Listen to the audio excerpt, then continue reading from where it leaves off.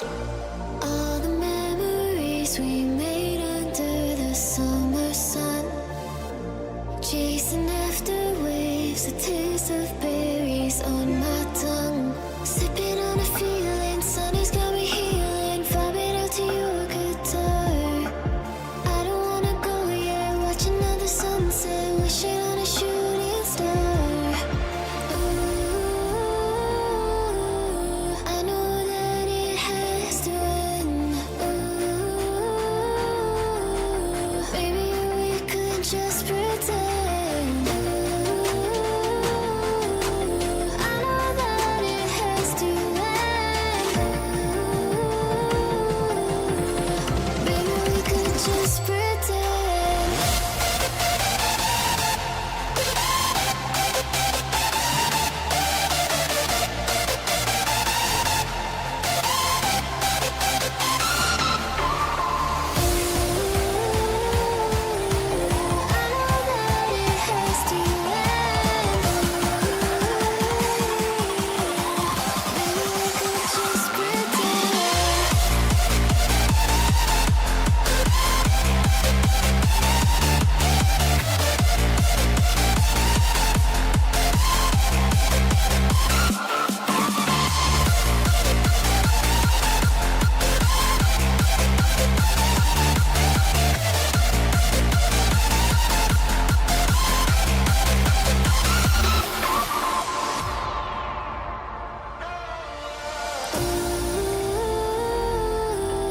I know that it has to end. Ooh, maybe we could just pretend. I know that it has to end.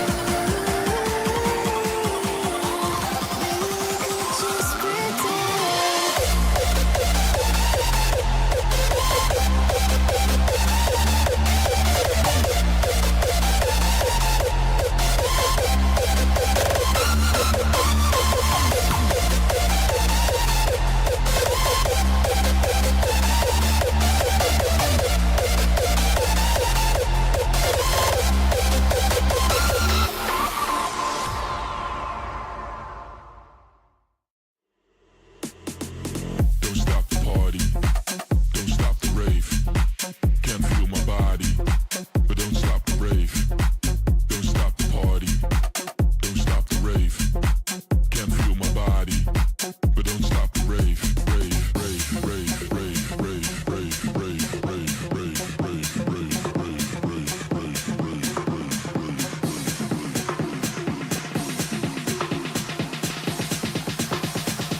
Now everybody from the front to the back go.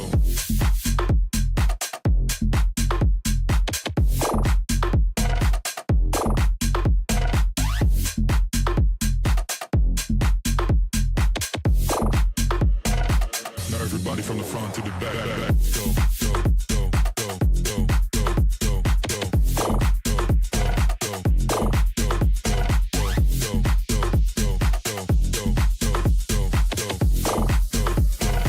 now everybody from the front to the back go. Don't stop the party. Don't stop the rave. Don't stop the party. Don't stop the rave. Don't stop the party. Don't stop the rave. Don't stop the party. Don't stop the rave. Don't stop the party. Don't stop the rave. Can't feel my body, but don't stop the rave. Don't stop the party. Don't stop the rave. Can't feel my body, but don't stop the rave. Rave, rave, rave, rave, rave, rave, rave, rave, rave, rave.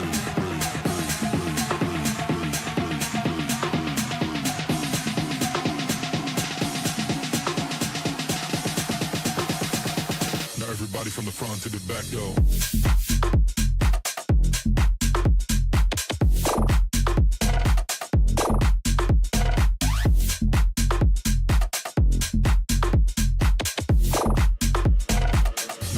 From the front to the back, go, go, go, go, go, go,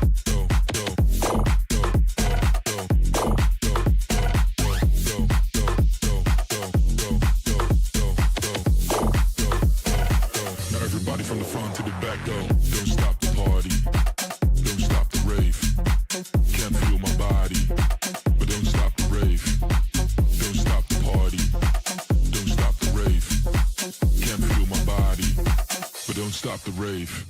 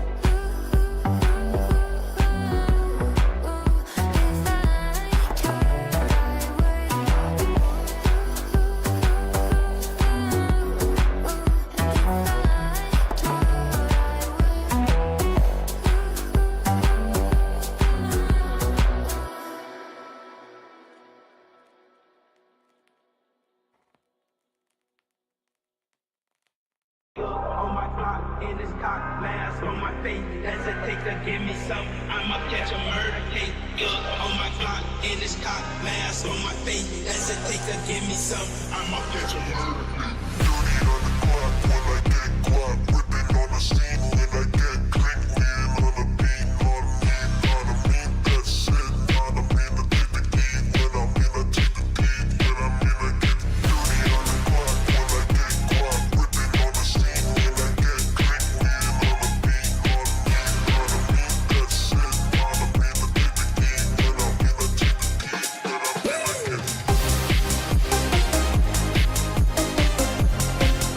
get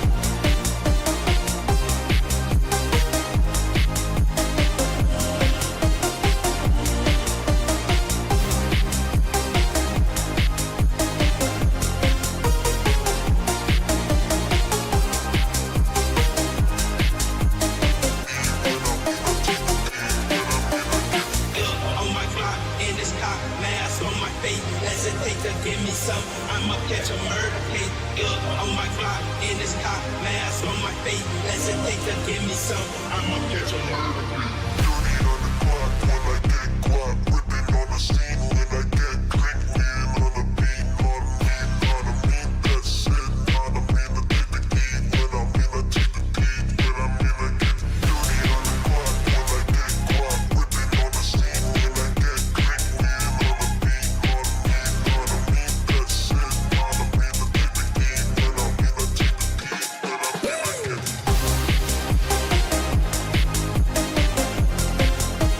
key, when I mean I get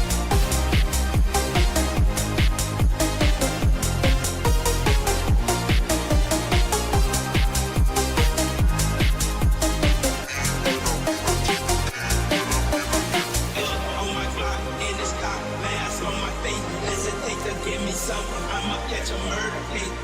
On my clock, in this cock, mask on my face. Hesitate to give me some, I'ma catch a murder case.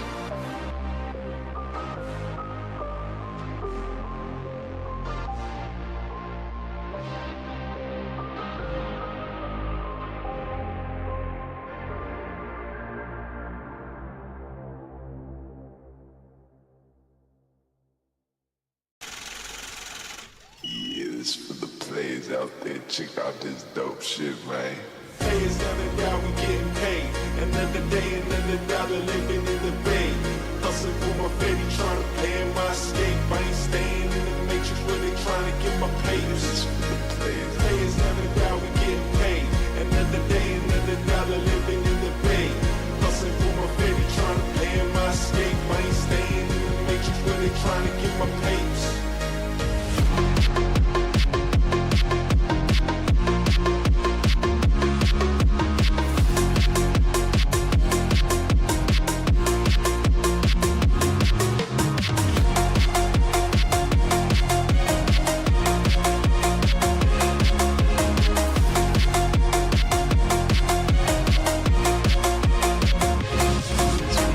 They never die, we get paid. Another day, another dollar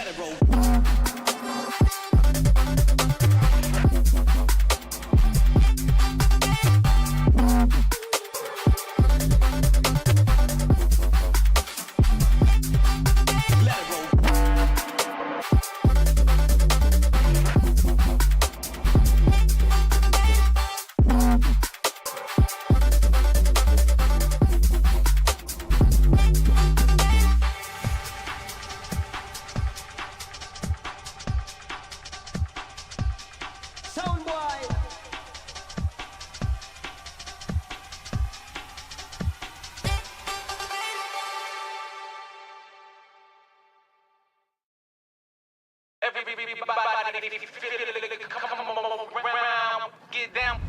feel it, come around with the rhythm, it's a sound, everybody get down. Everybody feel it, come around with the rhythm, it's a sound, everybody get down when we give it to you. Around with the rhythm, it's a sound, the rhythm, it's a sound, the rhythm, it's a sound, the rhythm, it's a sound.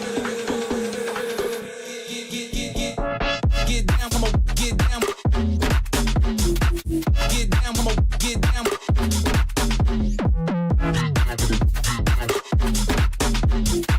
Get down, come on, get down.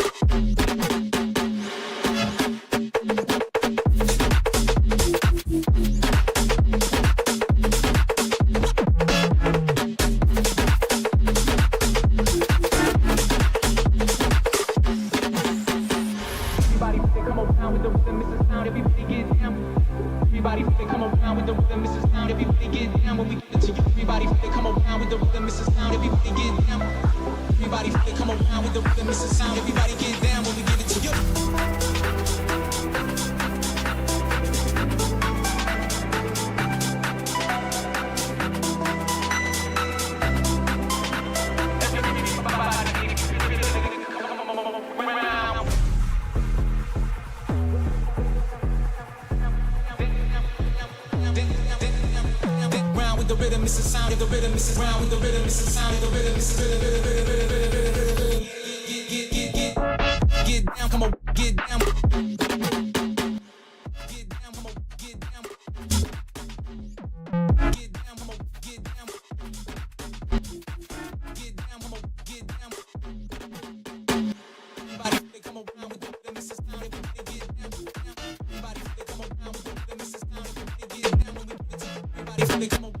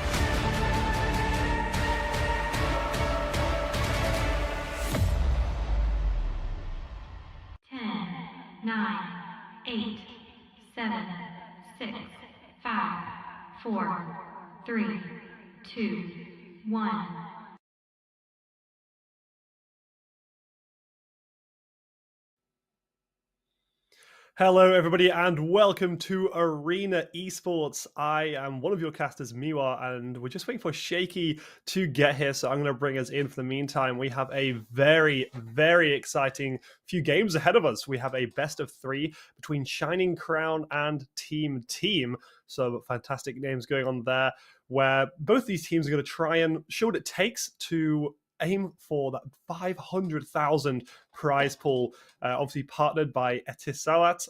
And yeah, a very exciting few games ahead of us. So far, we've seen these teams battle it out and get to this part relatively confidently, I'd like to say. But we'll have to wait and see what we have in this game. So, I mean, the roadmap of this tournament, like I said, we've already seen a little bit of it so far. Arena Esports, obviously, we've had this is an invitational as well as an open qualifier attached to it. This is the first team, which next will go on to the next monthly qualifiers. After that, the monthly qualifiers after that, and so on and so forth. So we have 4 teams to go into playoffs. So both of these teams fighting for a playoff spot, which is incredibly exciting. And, you know, if Shaky was here, I know Shaky would have an absolute lot to say, and Shaky will be here absolutely soon enough to go over these teams in a bit more detail. But really, I think one of the more exciting parts about Arena Esports and these kind of events is it really allows, well, it gives some of the bigger names, the invite only names in these events, as well as having an open qualifiers, which is going to be huge for any smaller esports organization, esports team to be able to get into this and attempt to, will really win it all. I think a lot of other events don't have those open qualifiers, and therefore we don't see some of these newer names coming in. And as well, it gives a huge opportunity to players that maybe aren't good enough or don't have the experience to get into some other teams to really show what they're made of and try and push themselves to the next level of, well, DOTA2 esports as a whole. And with a potential of 4 open qualifier teams to be able to make their way into this really does leave a fantastic spot. And also being able to play against some of the invitation teams as well is fantastic, because this is going to provide those players with experience to be able to go on and push their career further and further forwards. But I mean, I guess for a lot of players, this is the sort of end game for their career, with 500,000 on the line in total is extremely exciting nonetheless. But overall, there's still a little bit to go. I think there's still a bit to prove, you know, still quite early on. So we'll have to see what these teams are able to push out. But Team did beat Tetam Occupy to be able to get in here. And unfortunately, I didn't get the chance to catch that game, but I'm sure it was absolutely riveting, because the teams going into this event are quite big and some quite terrifying teams, and qualified to the monthly qualifiers, which I'm now going through. But either way, before we jump into this, I think it's also worthwhile mentioning our partners for today. We have the strategic partner being AD Gaming, and broadcasting partner being Playtonia, and obviously powered by Etisalat. But alas, anyway, though, moving forward, while we're still waiting for Shaky and for these teams as well to get ready, we'll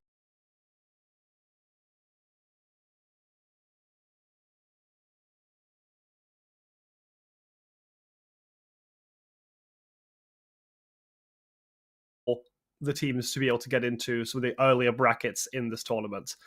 Obviously, moving down, it's all monthly, so the playoffs won't be played just yet. The playoffs will be played in a while, and then 2 teams will go through to that grand finals, playoffs being the sort of semi-finals, I suppose you could really say. Team and Shining Crown, both really good teams in their own regard, but I think we'll just have to wait and see, sort of, I mean, especially the strategies coming out from these teams, because it's always hard to tell whether this is going to be a close game or not heading into this game, because it's, these teams haven't played against each other. We haven't seen enough from these teams yet, really, or if they have played against each other, it's not been here. So it might be the case that Team could really smash Shining Crown all the way around, or we might just see an incredibly close game today. And I'm really hoping as well that we are able to see a bit more. And here we go. Those are the teams on the boards, and a best of 3 for you today. Shining Crown versus Team. Again, absolutely fantastic name. But alas, I think, like I said, a lot to see from both of these teams, as well to see how this best of 3 goes. Because to give you an idea of how important this is the first game for these teams. If these, within the sort of past the open qualifiers, past the invitations, this is so important for these teams to show what they're made of, to have a huge bang and put themselves in a very, very comfortable spot in the playoffs, especially, is vital, because when you go into the playoffs, you want to be known as one of the better teams. You want to be known as, well, one of the strongest teams in the playoffs, because if you go in and it's a bit shaky and it's a bit close, then I think a lot of teams are going to have a bit too much confidence going into you, and it could put you off your toes. And I think as well, having that momentum from winning this game to go into playoffs and to try and win out through playoffs is vital. And as well, just showing what they're made of, especially for the players. Like I was talking about earlier, a lot of the players might use this and might try and be getting to those playoffs to gain that experience, especially if they're coming through the open qualifiers. It's very, very important overall for a lot of these players, because for some of them, this is going to be the sort of opening play into this. Alas, though, we are currently on the new patch 7.34D, and we've got some pretty awesome meta, honestly, at the moment. From what I've heard, at least, it's been pretty fantastic, with Nature's Prophet, Warlock, and Dazzle being some of the best supports at the moment. And I'm really hoping that we can see maybe some of the teams pick up some of these heroes, or at least try and play around that meta a bit more. I know some of the teams in here might be trying to go for slightly, because, you know, they're kind of new to this tournament necessarily, so they could go for a few things to throw off their opponents, a few different picks here and there. And there's been some item updates if you haven't kept up with it. Blade Mail having a damage bonus decrease from 20 to 18. Scepter of Divinity also getting a small buff with a total cost reduction. Hands of Midas attack speed being decreased. Heart of Taragu recipe cost going up, so overall cost being increased to 5.1k, and the Wind Waker then going to 14k in terms of the recipe cost, but the total cost is unchanged. So there's been a few different changes. There's been a few, I suppose, not massive ones, not massive changes. We're not seeing anything that's game breaking for these teams. We're not seeing anything that's going to massively shift up the meta.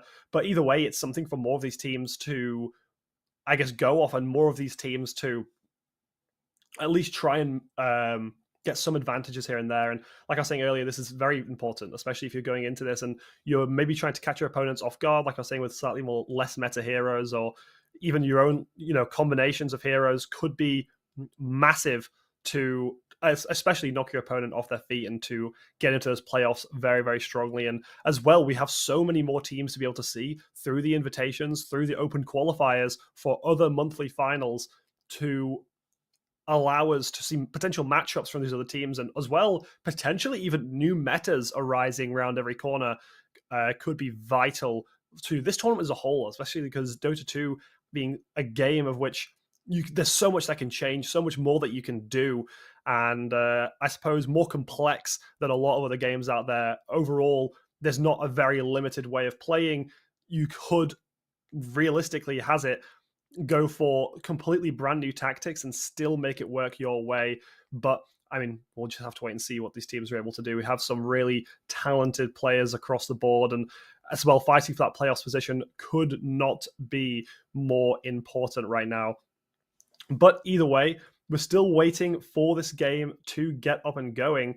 And there's not too much left to really be said. I think the main thing that we're going to have to look forward to is seeing what these teams can do, seeing who's going to be the sort of star player, especially as well, winning some of those early fights to get those runes, I think, is going to be one of the more, I suppose, turning points of this game, of these games, especially because a lot of teams in this tier, a lot of teams at this level want to play off momentum. They want to get that early game advantage, and they want to run with that. A lot of teams can maybe, like, especially at this level, can struggle to maybe play a little bit from behind, or in some cases, really can lose the mindset from those early losses, especially those bounty runes, which could cause them to sort of stumble a little bit, lose their footing, and fall off, especially towards those later parts of the game. So all eyes are going to be on those supports early on in the game, hard support and soft support, to try and gain as much advantages as they can.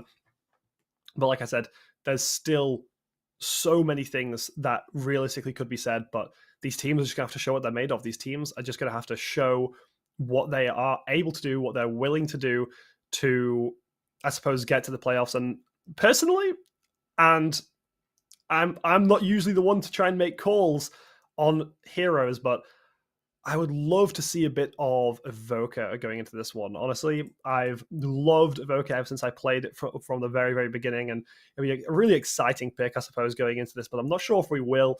But I suppose we'll just have to wait and see a little bit. Again, there's so many choices these teams could go for, which is why Dota is such an amazing game to watch, is because it's so open. It's not closed like other games. You know, you can pick so many different heroes and so many different roles, which really gives you, I suppose, a spectator's advantage. Some might say a spectator's advantage, but yeah, it'd be exciting to see what they're going to pick. And we're a few minutes now off the game. I think the last thing really that is possible to be run through is that, I suppose, how strong these teams are, I guess, going to have to come through and go to these playoffs, and how much, because we've already spoke about how much this game means to them, but how much that 2-1 or that 3-0 could mean to either of these two teams. That's a 2-0 or 2-1, sorry. That could mean to either of these teams, because I was talking about the momentum a little bit earlier, and how that 2-0 could give them a really, really significant push to give them the confidence in those playoffs. But the 2-1 as well could maybe leave a little bit open towards the other teams that they do play against, so they might underestimate them. So there's a lot. There's so much that we could talk about realistically, but it's all going to go down to those teams in the game. It's all going to go down to what these teams are, I guess, willing to show, especially in these games, because you don't want to show too much.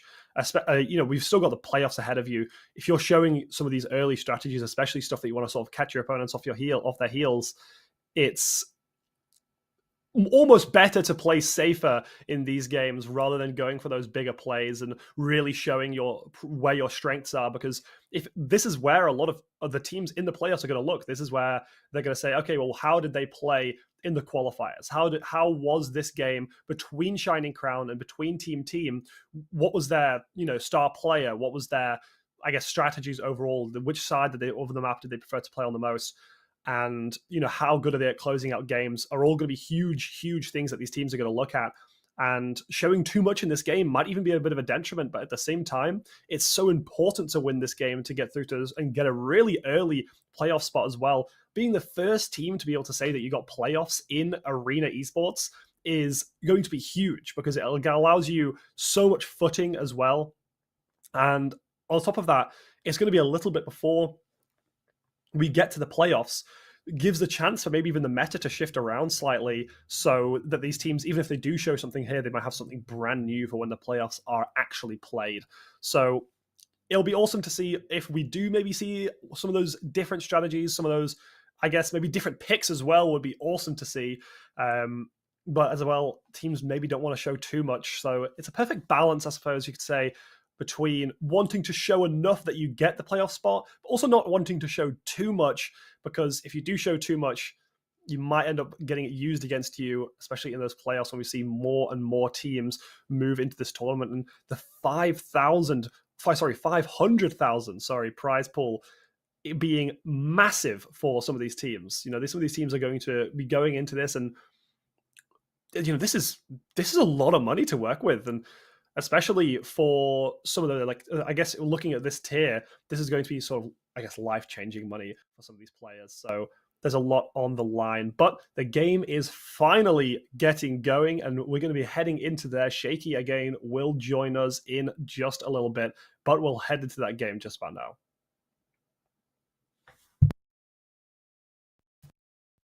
Already with some of the bans now coming out on either side. Final bands coming through. There we go, onto the screen. Beautiful. I think that, honestly, I'm still waiting for a little bit in terms of the, I suppose, picks you could really say to come through before I want to say too much about the bands. There we go. Perfect. So there we go. Shining Crown up on the top, and then Team down there on the bottom. And looks like we can see, is this some of the picks, or is this still some of the bans? It's a little bit unclear on my end, but either way, there we go. Picks going through. Chaos Knight and Shen being picked up for Shining Crown, and Team have picked up Grimstroke so far, which are exciting picks. Chaos Knight especially can be an extremely exciting hero to watch, and especially provides, I guess, so much explosive entertainment from one side of the field. As now we're actually going to see Axe come through. Has been such a huge player in Dota 2 and is almost, you could say, the trophy child of Dota 2 in some way. So to see that is especially nice going into this game.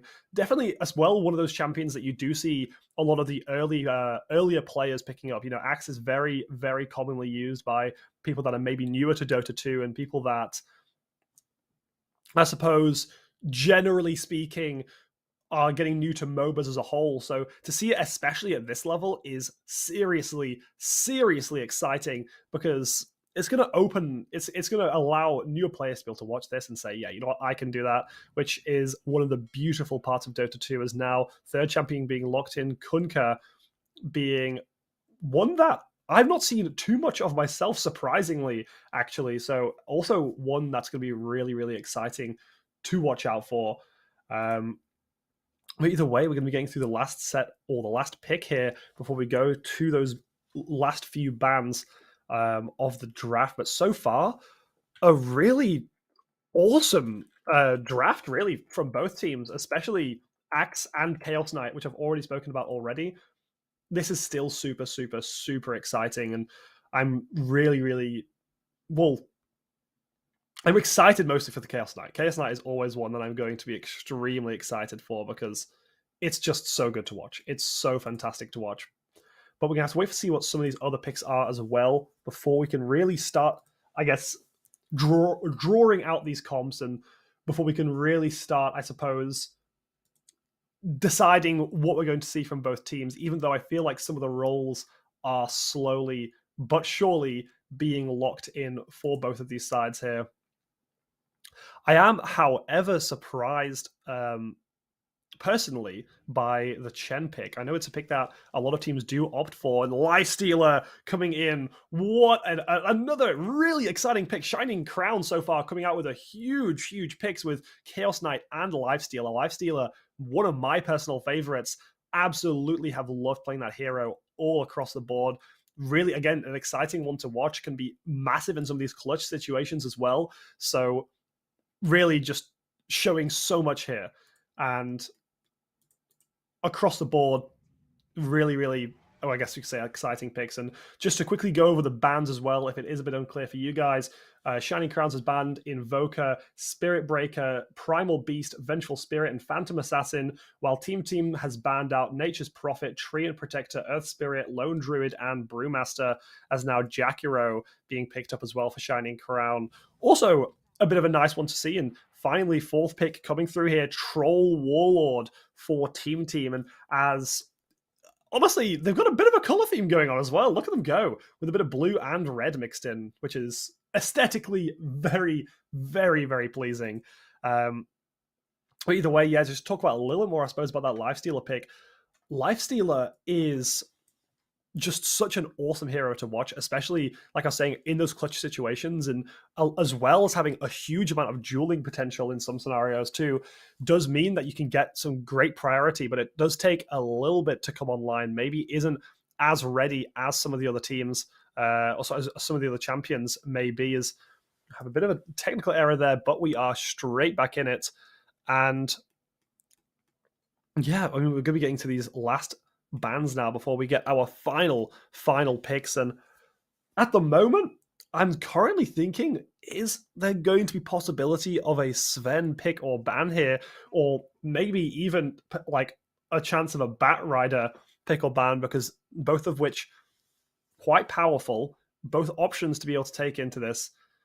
But we'll just have to wait and see, as now we're getting further and further into the bans. But as well, to go back to what I was talking about earlier about Shen, not like massively surprised, but I'm a little bit surprised, especially with some of the more really, like I was saying, explosive hype picks that were gone for earlier, to then lock in the Shen doesn't fit the energy, personally. It doesn't have the same sort of, I guess, play style as maybe Lifestealer. So it'd be interesting to see how they mix and match this. Maybe I'm absolutely incorrect about this, and they've got something up their sleeve that's going to be absolutely unbelievable to watch. But I do suppose, in some regards, we'll have to wait and see what they're going to do in games, as now the final picks are going to be going out soon as we just get through the last ban. And like I said, Sven Bat Rider potentially picked or banned, and Bane being picked up as the final pick for Team as they round out a pretty terrifying comp, realistically, to look at. And now final ban, Shining Crown, looking to lock in something big here. Potentially leaving it to the last second. They must be thinking so hard. This is such an important pick. First game in this entire roadmap, especially. This is such an important one.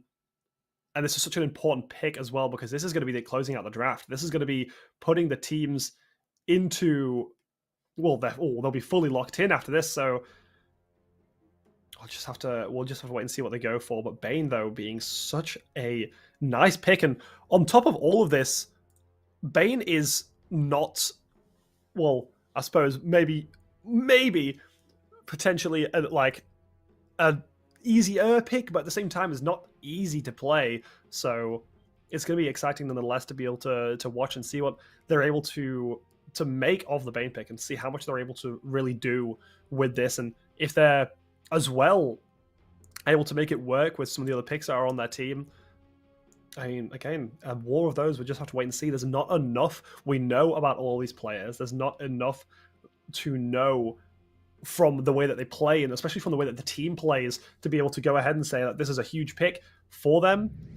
Because, again, we just don't know. His final pick now coming in as Shadow Fiend. What an unbelievable pick. You couldn't ask for it to be any better, with Shining Crown having Chaos Knight, Shen, Lifestealer, Jakiro, and Shadow Fiend, and Team going for Grimstroke, Axe, Kunkka, Troll Warlord, and Bane to finish out this draft. What an absolutely exciting draft we have. Personally, I'm favoring Shining Crown. I think they've got some of the biggest names in this draft right now. And here we go. We have the names as well of the players up on the screen. What an exciting match. And I can't wait for Shaky to be here, because I think as soon as Shaky sees these teams, Shaky's going to be as excited as I am to be able to see what either of the two are able to produce going into this game forward. And there we go, Shining Crown on the Radiant side. And as well now, the Dire team, red side of the map.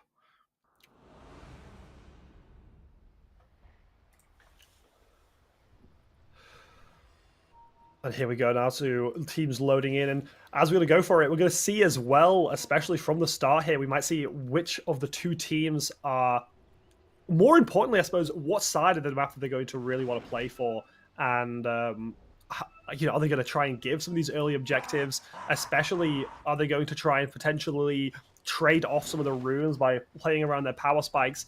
I mean, it looks like we are seeing at least Team now moving up towards that top side, grouping up together. Until you make mistakes. Might look for maybe even an early pick, grouping up this early, aren't opting for that large, I suppose, 5-point, but either way, look at them, for so nice and ready, waiting by these runes. And it looks like the runes are probably going to get traded off here potentially before the players do go to their lanes. And pretty standard, pretty, I suppose, normal, you could say, when it comes to starts like this. But I was hoping for a little bit more action. I was hoping for, I suppose you could say, a little bit more in regards to, I guess, that level 1 gameplay, that trying to gain these objective bounties, especially. Now some movement coming through as the team's going to head down to mid. And there we go. Gold going out from the bounties to both sides there.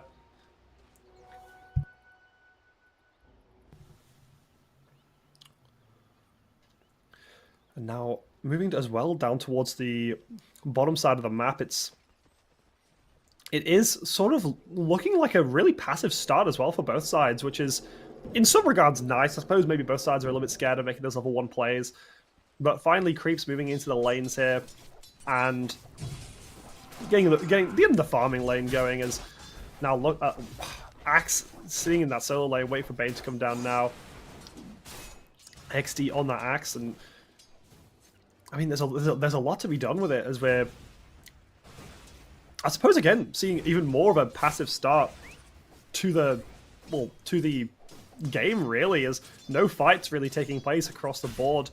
Mage as well, just looking to farm up and try and at least gain those advantages, looking to maybe roam around the map at some point and push for some of these earlier objectives, as the 4-minute power rune will be coming through eventually, and I think both these teams are going to be trying to set up for that, because that's going to be a huge playmaking position.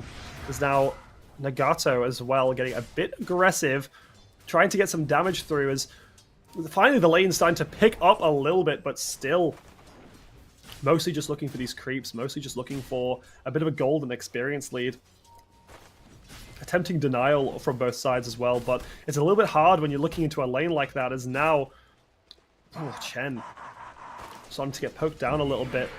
But Dame Time there, going for the engage. The stun comes through. Huge play. LSE falling down. Isla getting that first blood. What a really fast play as well to come through. No time to react whatsoever. First blood going through to Dame Time. That's going to be huge, and a really nice amount of gold as well picked up for the side of Shining Crown, as they push a small advantage now in this game moving forward. Nagato now looking for a further engage, both onto the bot side. XD falling a bit low as second kill, it looks like. Potentially, actually, no, XD is going to live on the slither of health. Nagato forced to back off. Nagato's going to pop the shield to try and survive. Is going to die, though. A kill going across to Team now, as well as another kill on the other side of the map. Kills all across the board. What is going on now? So a trade all across the board, 1 for 2 in the favor of Team. Shining Crown were able to pick up something. XD falling immensely low, and it's really almost incredibly unfortunate. You know, we could see potentially Shining Crown were looking to turn that into 3-2 or maybe even 3-1, because they might not have even lost on the bottom side. So, I mean, there was hope, but unfortunately doesn't maybe go in Shining Crown's favor. Either way, though, still there is that slight gold advantage, especially from those early runes that they were able to get. Really nice beginning, though. I suppose it just gives a bit more action, a bit more what we were hoping for in this game, especially after such a slow start. But now it looks like XD might be looking for a bit of help here. You see lots of more and more damage going out onto Ikegar? Too fantastically or pronounce it maybe, but Ikegar is what I'm going to go for. Taking a little bit of damage, Bane falling quite low, as now Nagato is going to move around, go for a bit more damage. The follow-up's going to come through, but it's just the tower's too close. They're a little bit too scared. XD having to lose quite a lot of creeps from backing off there, is a trade of 2 kills. LSE getting one and Isla getting the other, as top lane seems to be, well, the off lane, I suppose, being probably one of the more explosive lanes. Bot lane being a little bit, I guess, slightly more on the boring side, but now I say that, XD getting brought low, Nagato looking for blood, gets so low again, but lives! This is so unlucky, it's so unbelievably close, but it does mean that he's forced off those minions, and now the tower dive coming through, Nagato trying to open it up. Sleep's gonna happen though, and XD turns around to try and do something. Nagato almost gets the kill, they're backing off, trying to swap across that tower aggro, as Ikegar's able to force them away. Nagato taking a lot of damage though. Nagato falling down. Ikigai Kaizen getting that kill, picking up a good amount of gold shared as well amongst a couple members. Really, really nice. Mid lane being quite passive, and top lane continuing to be more and more aggressive, as Afromoosh gets that kill onto LSE, picking up 220 gold for himself, continuing to keep the kills even. But so far, when we look at the gold, you could almost definitely say that Shining Crown are looking like the leaders in this game, holding the top 4 spots for gold per minute, which is pretty dominating as they pick up 2 more kills. Isla getting 1 on, and then Ikigai as well falling down the bot side. But here we go now, Dame Tame as well, looking to be aggressive, as more and more control being taken across the map by Shining Crown, as they continue to shove in and try and get this lifestealer online, trying to get more and more gold onto the lifestealer, and that scaling it into that late game carry that it's supposed to be. But now Canonway is coming through, and it looks like Ikigai is actually going to back off and leave XD to fend for himself under that tier 1 tower. But again, more explosive fights in this top side. LSE maybe a little bit too scared after dying a couple times now, but here goes the engage. Dame Tame into Afro.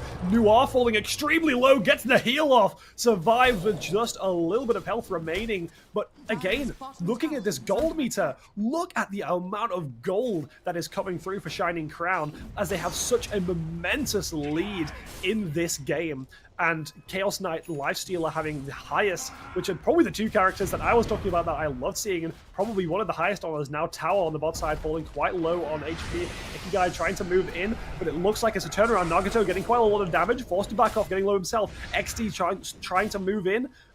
And as well, Lifestealer now having to back off, but still looking for these engages, looking to kite it back and play it onto Ikigai, as Ikigai is now going to get brought extremely low, but it just seems like they keep getting away with these low HPs. But here we go, Lifestealer going for the dive, turns it into the kill.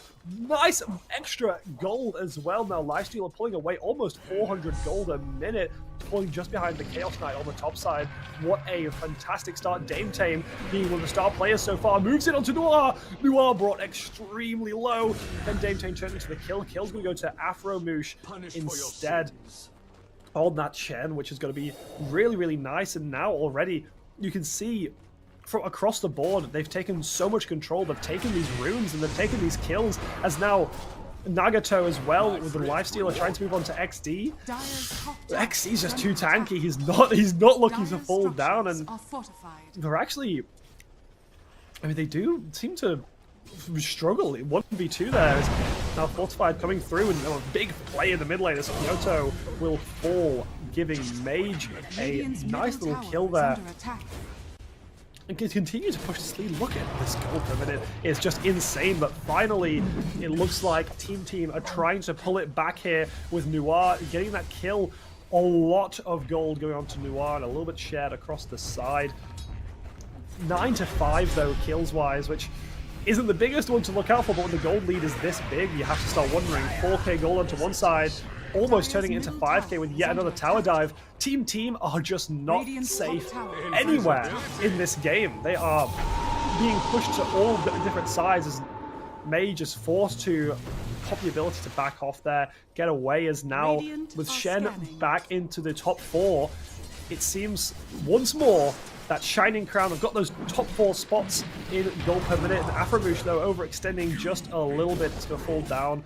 Quite a bit of gold being shared across there, and it's actually maybe going to give Team a bit of a fighting chance to move back into this, especially when you have some of the, I suppose, larger objectives to be played into this game. Now, Dame Tame looking to get collapsed on here. He's going to go for that engage. He's got a lot of gold to work with, so he has a lot of damage as well. Noir getting quite low, but they're trying to turn it around. Dame Tame gets stunned, gets brought low, and is going to fall down. Killing spree now. Noir Extreme as just taking charge in this game, gets brought a little bit low but survives, and now Team making the comeback, making them show that they will not go silently into the night, as well they start to actually take a bit of control in this game.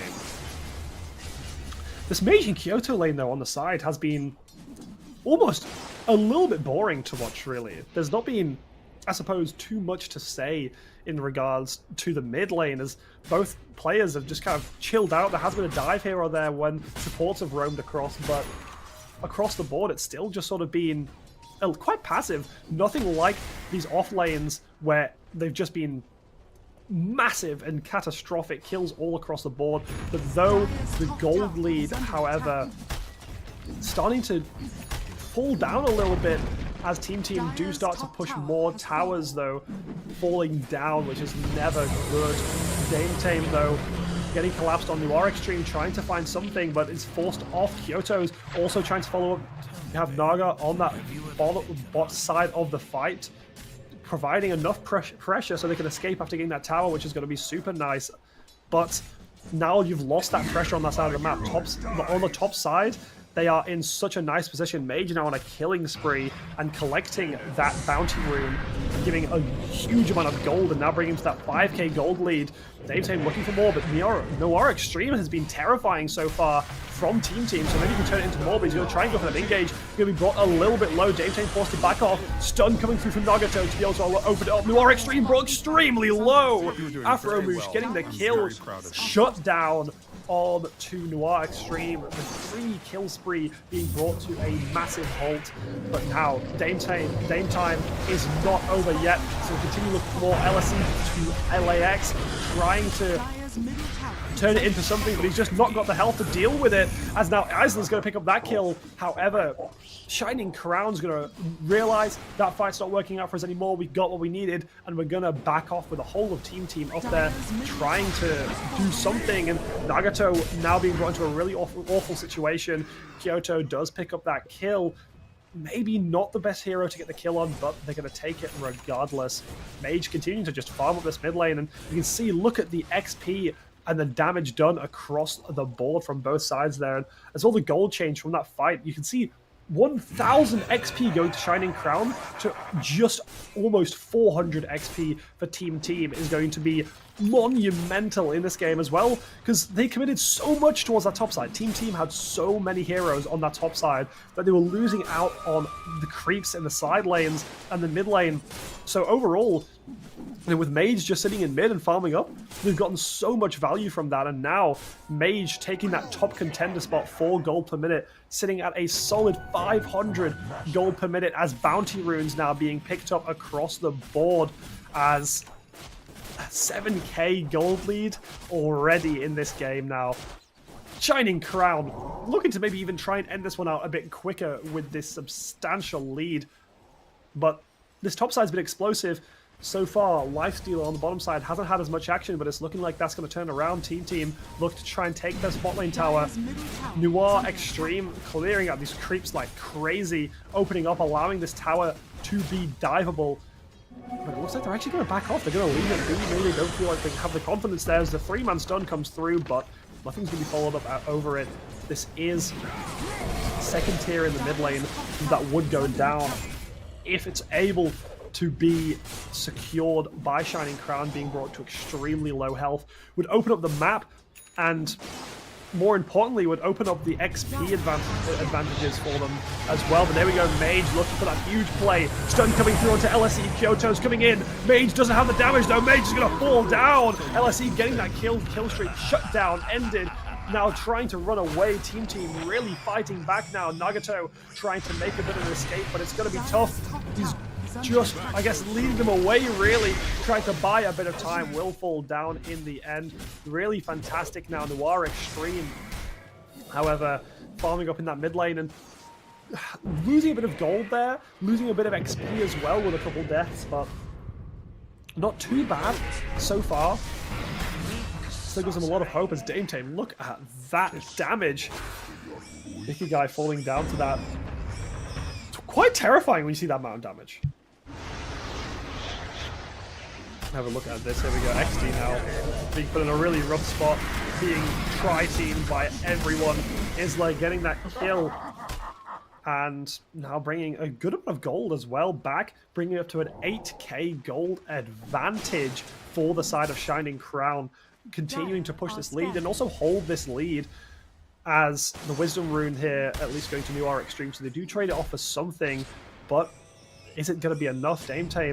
Dame time, sorry, now starting to push up that top tower, but it doesn't even look like much can be really done here from Team, because Team are in a bit of a rough spot, I suppose you could say, across the board, and they can't contend with this, as now we are going to see a few of the members come up, Nagato as well, but here we go, XD trying to make something happen with LSE on the side. Kyoto there to support might be enough, but at the same time, it just feels like Shining Crown are in so much control over this game, and it really does feel like Shining Crown can just choose where the fights happen, what the fights are going to be over, and as well, across all of this, who's going to win them, as now Nagato trying to support a little bit, but now Mage and Afromush caught up in a really rough spot, but Isla does get a massive kill there on the side as you see XD look for more. XD turning it into more. Isla getting another kill though. Unstoppable triple kill for Isla, as now Kyoto is going through the last remaining member,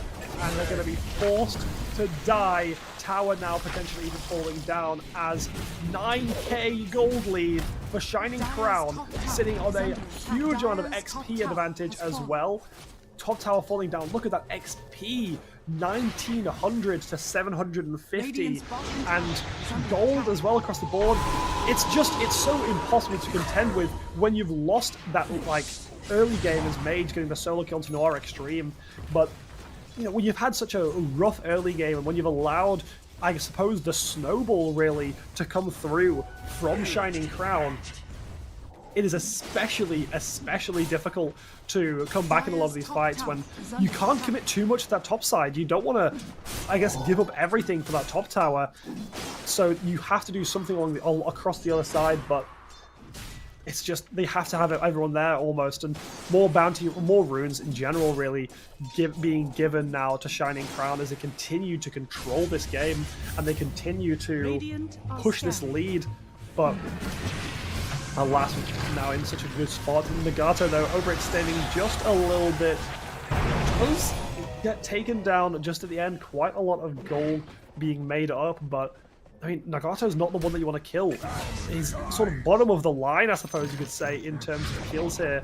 But alas, maybe they can try and turn it into more with that one-man advantage. Kyoto now trying to do something against Dame Time, but Dame Time almost catching it out there. That's a huge play. LSE moving in. LSE, though, being taken down so quickly. What a fantastic play. Lifestealer really showing so much value, but a large stun there is going to be too much. Is now trying to run away. The Hex will come through, and it looks like this will be the kill too. Look at that across the comeback, at least in some regard from team. But then you look bot side, and they're taking tower damage as well there. XD does get the teleport across, trying to do something. Kyoto there to try and support it, but there's just not enough damage coming through just yet. Still looks like they're going to try and confirm this kill. But we have Mage here, and maybe Mage can do something. Maybe they can try and do something in this 2v3, as a huge fear will come through. Nagato to follow up with a stun on the side. Massive damage, bringing Kyoto and the Icky guy especially low. But no kills to come out of this. Though the illusion at least providing some level of support. Now Dame Time looking to that kill to Noir Extreme. Massive damage. This is what I mean by the explosive gameplay from Chaos Knight. Noir Extreme does look like he's going to be able to escape this one as he tries to turn it around, but Dame Time here for the play. Nagato following it up to get the stun to LSE, and it looks like Dame Time might actually be able to turn it into 2. Can Dame Time turn it into 3? Actually tries to go in and make something happen. Kyoto's there to follow up. Huge stun coming out. Dame Time being brought quite low, but now Kyoto here. Try and turn it around. XD as well being brought extremely low. But there goes the kill onto Mage. Mage picking up 1. Nagato picking up 2. Mage picking up 1 on the side. And look at that ace now coming for Shining Crown. Shining Crown with a 13k gold lead. What a fantastic play. Is I believe we actually might have had an FF there as Shining Crown took game 1 with a huge early lead that snowballed into such a fantastic late game play. As a huge hands down to Dame Time for being so massive, especially in that early game, especially in that top lane, providing so much pressure to get those bounties, and as well getting those power runes and just exploding people across the map was really something to look out for. And especially when you're looking at a game like this, when you're looking at teams like I was talking about earlier, where it's going to mean so much to win this game, getting such a massive start to this best of 3, and honestly to just, I suppose, put yourself in a situation where you're more or less almost like showing so much in that game that if I'm team, especially if I'm the coach for team, I'm thinking, what do we even do in this next game? We gave them, I think, too many good picks on the same. They just played us so well in that top side. There's so many kills going across the board, and as well, I think the denial from Dame Time just meant so much to be able to put Shining Crown ahead in that game and to allow them to push this lead.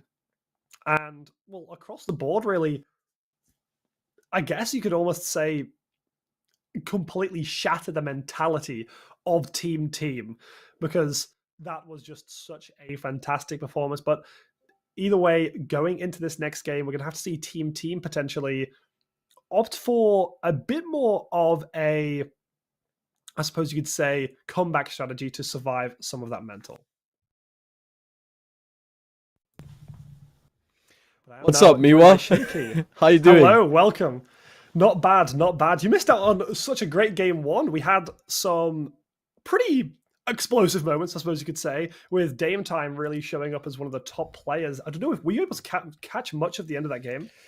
Unfortunately, not. We had a bit of a run back and forth to try and get you back on time. So I do apologize for the viewers for not being able to catch you guys. You know, I just want to say thank you so much for Miwa as well for picking up the pace and just completely carrying all this casting. So I wasn't able to see any of what happened, but I think this makes a good opportunity to be able to hear from you what you thought about that game, and I'd love to act like the viewer actually that kind of missed that game going into the second game and ask you where are we standing right now, what's happening. Well, we're standing in a bit of a, I guess you could say, interesting spot, I suppose, with Dame Time showing up so big on that Chaos Night. That game was huge, took control of the top side of the map, made it so literally no one could, I guess, enter the top side without Dame Time at least having something to say about it. And as well, I mean, the Lifestealer pick as well was massive going into that game, providing so much value. Nagata felt like he was all over the map. And it really did just feel like Shining Crown had so much control in that game. And they got almost every single rune, both bounty and power runes, that game, just completely stomping it out. But we did see Noir Extreme having a bit of promise and made some really big plays. Actually came up with a huge triple kill at one point early on into that top side. So there was something to go off. Wow, that sounds absolutely amazing, Miwa. And I think we're going to take a quick ad break, but after that, I definitely want to jump into and hear a bit more about that. But yeah, thank you so much for everyone guys watching. We'll be back in a few minutes and give you guys more of the action. See you in a bit.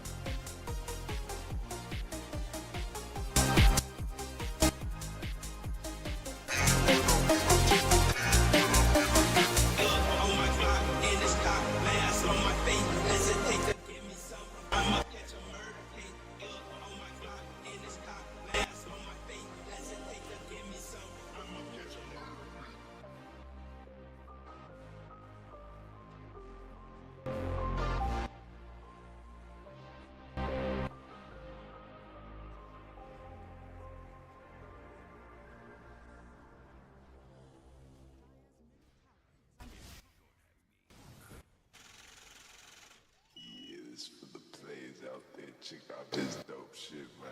Pay is another dollar, we getting paid. Another day, another dollar living in the bay. Hustling for my fatty, trying to play in my state. I ain't staying in the matrix where they trying to get my papers. Pay is another dollar, we getting paid. Another day, another dollar living in the bay. Hustling for my fatty, trying to play in my state. I ain't staying in the matrix where they trying to get my papers.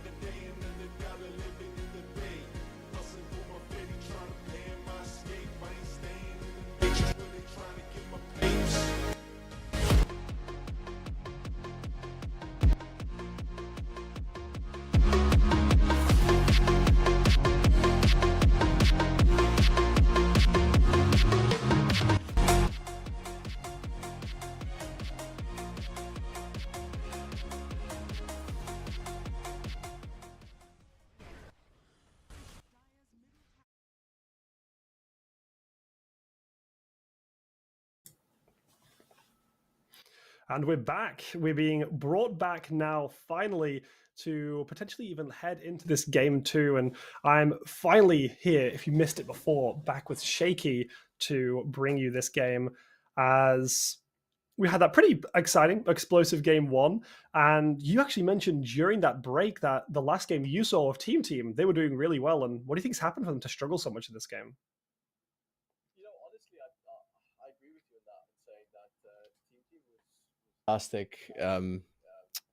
In the previous game that I casted with Edu, they managed to smash most of the early game. From what I did notice, though, going into some of those games that we casted, is that they seem to have this little bit of a lull in the mid to late game, and they did allow the opponent to kind of catch up with the farm, which made the game so much more difficult for them. They had a really good start in all the games, but then for some reason, when it came to mid game, they kind of just slowed down, took their time, and evidently gave their opponent more time than necessary to catch up to them.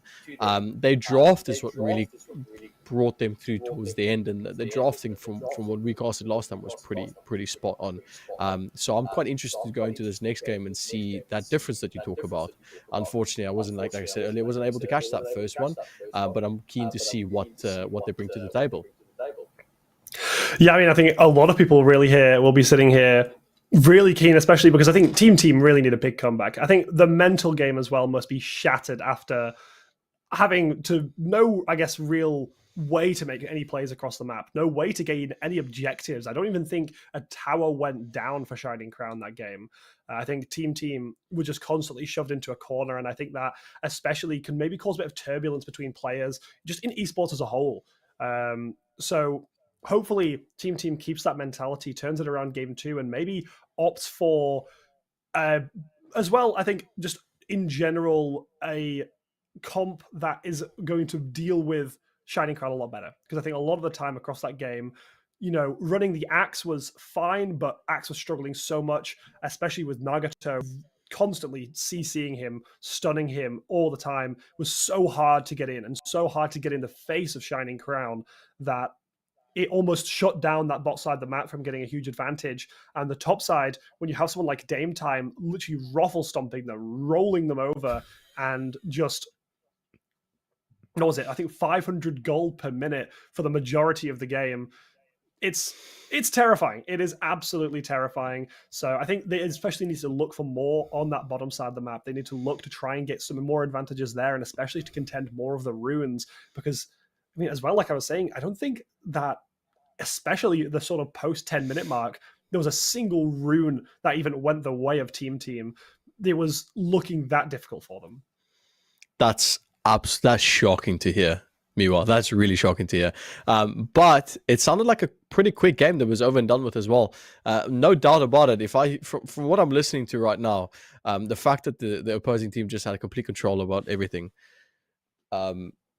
The fact that the enemy team just had complete control over everything was evident that that was the case. They pushed through.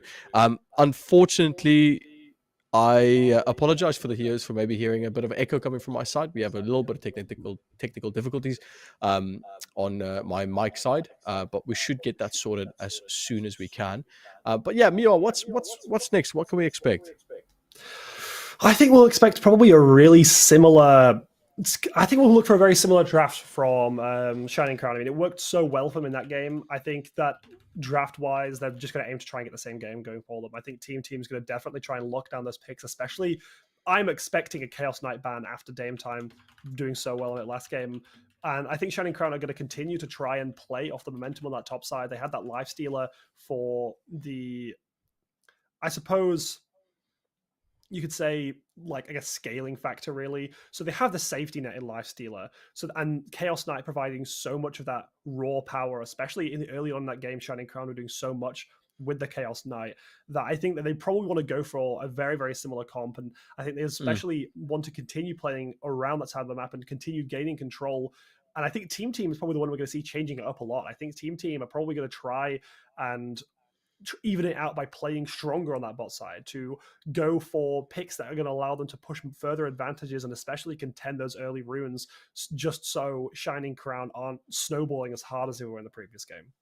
It's crazy you say that though. Picks like Chaos Knight being in contention. That is a pick I've been seeing. Obviously, we've got TA happening right now. Some crazy games coming from that side as well. That I'm sure some of the viewers have been seeing. Some of the professionals out there absolutely playing some crazy games. So I'm excited to see heroes like Furion with that rework on that Sprout. Heroes like Chaos Knight that has been like in contention the whole time. Dawnbreaker has been out there. These massive picks that's just completely devastating everything. So, but let's have a look at the scoreboard and what happened in this game. And if I look at this right now, Miwa, I am not surprised that Shining Crown won. That draft looks disgusting. Yeah. That does not look that great for Team. Yeah, I mean, Team were, I think, playing on the back foot for a lot of it, and you could even see it, not even just the gold and not even just the experience, but just the kills, which usually isn't a huge factor in Dota, but this game, it clearly was, and it clearly shows a lot. Dame Time taking up 11, 4, and 8, and 11.5k gold, which is more than the combined gold of LSE and XD on Axe. That's wild. And I mean, me and Eddie was talking about this last game that when Eddie was playing, when Team was playing last time, and we were discussing the changes that's been coming up between heroes, and there were minute percentages being changed on some of the heroes. One of these heroes include Lifestealer that had when I'm saying a tiny percentage, I'm not overestimating. I think it was like 2% or something really small being changed on the lifesteal that he does. And ever since then, Hero's just been in contention. And that is just so evident how much it affects the game. If a small percentage like that gets changed in. So yeah, I mean, the small changes, especially in a game like Dota 2, when it feels like there's constantly a lever that's about to be pulled, and it constantly feels like, I suppose, anyone could be really, really strong in the blink of an eye.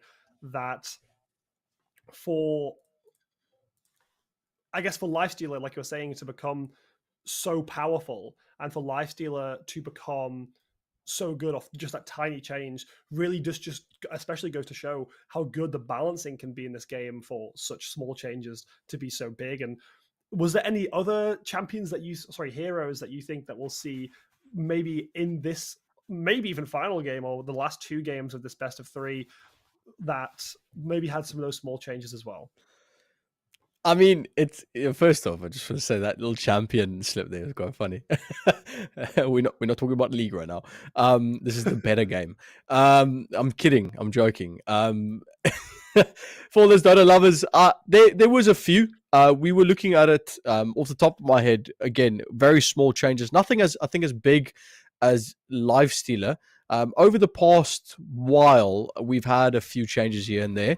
And I think it was more evident when it came up to just general quality of life, and it almost looked like Valve wants the game to end a bit early. I mean, how long was that game you just casted? I think 16 to 20 minutes, something like that. It was quick. It was a quick game, and I think you might be right, especially because I think quicker games means that you can just generally, I think a lot of games are sort of going that direction, I think, nowadays, where they aim for those faster play styles, they aim for the games to end faster so you can go into another one. Because I think as well, when you look at player bases, a lot of mentality can be lost if you're losing a game for 30 minutes than losing a game for 16. Yeah, definitely. And it's, I mean, like I said, it's very evident how that's now suddenly changed. And it's good to see these games kind of mix and match as we go on through the season, as they get longer and shorter. And I'm trying to quickly find that update for you, that patch, just to go over some quick things. For instance, bonus damage on Blade Mail went from plus 20 all the way down to plus 18 was decreased. That's just with some of the items. Abaddon got small base intelligence increases of like 1 on his on his intelligence, and his gain on that is also just by 0.4. So when I said earlier by very small changes, these are the type of changes that we will look at. And Lifestealer, what I said earlier, I've got it actually in front of me. On level 1, Feast, the health damage increased from 0.8 to 1%. That we're talking about a 0.2% increase on that. And for me, that's fantastic. This is absolutely amazing to see, like you mentioned earlier, how this game's so balanced that small little details and small little changes like that can catapult a hero into being a little bit more popular. But I'm really excited to see what's going to get thrown out of the bag in these next coming games. What would you say, Curveball, is your favorite hero this patch? Nature's Prophet. I think it has to be Nature's Prophet. I mean, I like that or Invoker. Invoker's been that sort of favorite of all time, but Nature's Prophet, I've just heard so many good things about Nature's Prophet. I've heard so many, especially this patch. I think it's a permanent ban. I think it's a perma ban, but if we saw it, it'd be cool. Invoker's also getting banned out quite a lot, but it would be a really nice one to see too, as we're finally heading into the draft, and just like I said, Invoker taken away very, very early on. I mean, I don't mind Invoker. I think he's had a few nerfs as well. I like the fact that in terms of utility, he offers so much towards the game right now. Anything with CC and high ability to disrupt gameplay is something that's being contested. For instance, Treant, it hits like a tree. Like, I don't think there's an easier way to say that this hero, it's for 90 base damage, which is so much on the early. You couple that with any sort of item, and you are hitting. You're putting down so much damage and trade. It's amazing to see a hero like Chen being banned. It just shows that this team doesn't want to go up against something that, especially I think Shining Crown might have someone that has the ability to play that hero really well. But I'm expecting Chaos Knight got banned out there, and a few other bans. Is there anything that you, other than Fury and Invoker, that you don't want to see going up into this game? Well, to be fair, I was going to say Chen, because we saw Shining Crown last game take Chen and run with it and just go absolutely bonkers, being able to funnel so much gold to the other members of the team. But Wraith King being the first pick here for Shining Crown with Brewmaster as well for Team, which is something we did, which are both actually two heroes that we did not see in the last game. That's interesting. A hero like Chaos Knight we spoke about, if I was to look at something that kind of gained the same sort of sustain in a game, I completely forgot about Wraith King. Wraith King with Ags have been picked up so many times in pub matches I've come across, and even ranked games, and it allows so much sustain in game. Even though your allies die around you, they have that couple of seconds to still put out damage, and even if that means killing the enemy team, that just resets the entire playing field, that's horrible. Imagine wiping a team completely and them still being alive and then wiping you, and then both teams are now on cooldown and no objectives are being taken. So really strong. PA getting picked up as well. Really good carry. I like the drafting already off the bat. We got 2 cores, I'm assuming, being picked up first phase, which I love. It doesn't really give away any sort of play that they're going for. Possibly looking at countering the PA in the next play. Possibly looking at getting some sort of pos 4 to maybe play against that Bruce Master. Maybe something that can then stop sustain. I think I'd love to see a I just completely blanked. I love to see a what's the hero with the golem? Oh my gosh, where's my mind right now? We'll get back to it. What do you think is the next pick going up forward?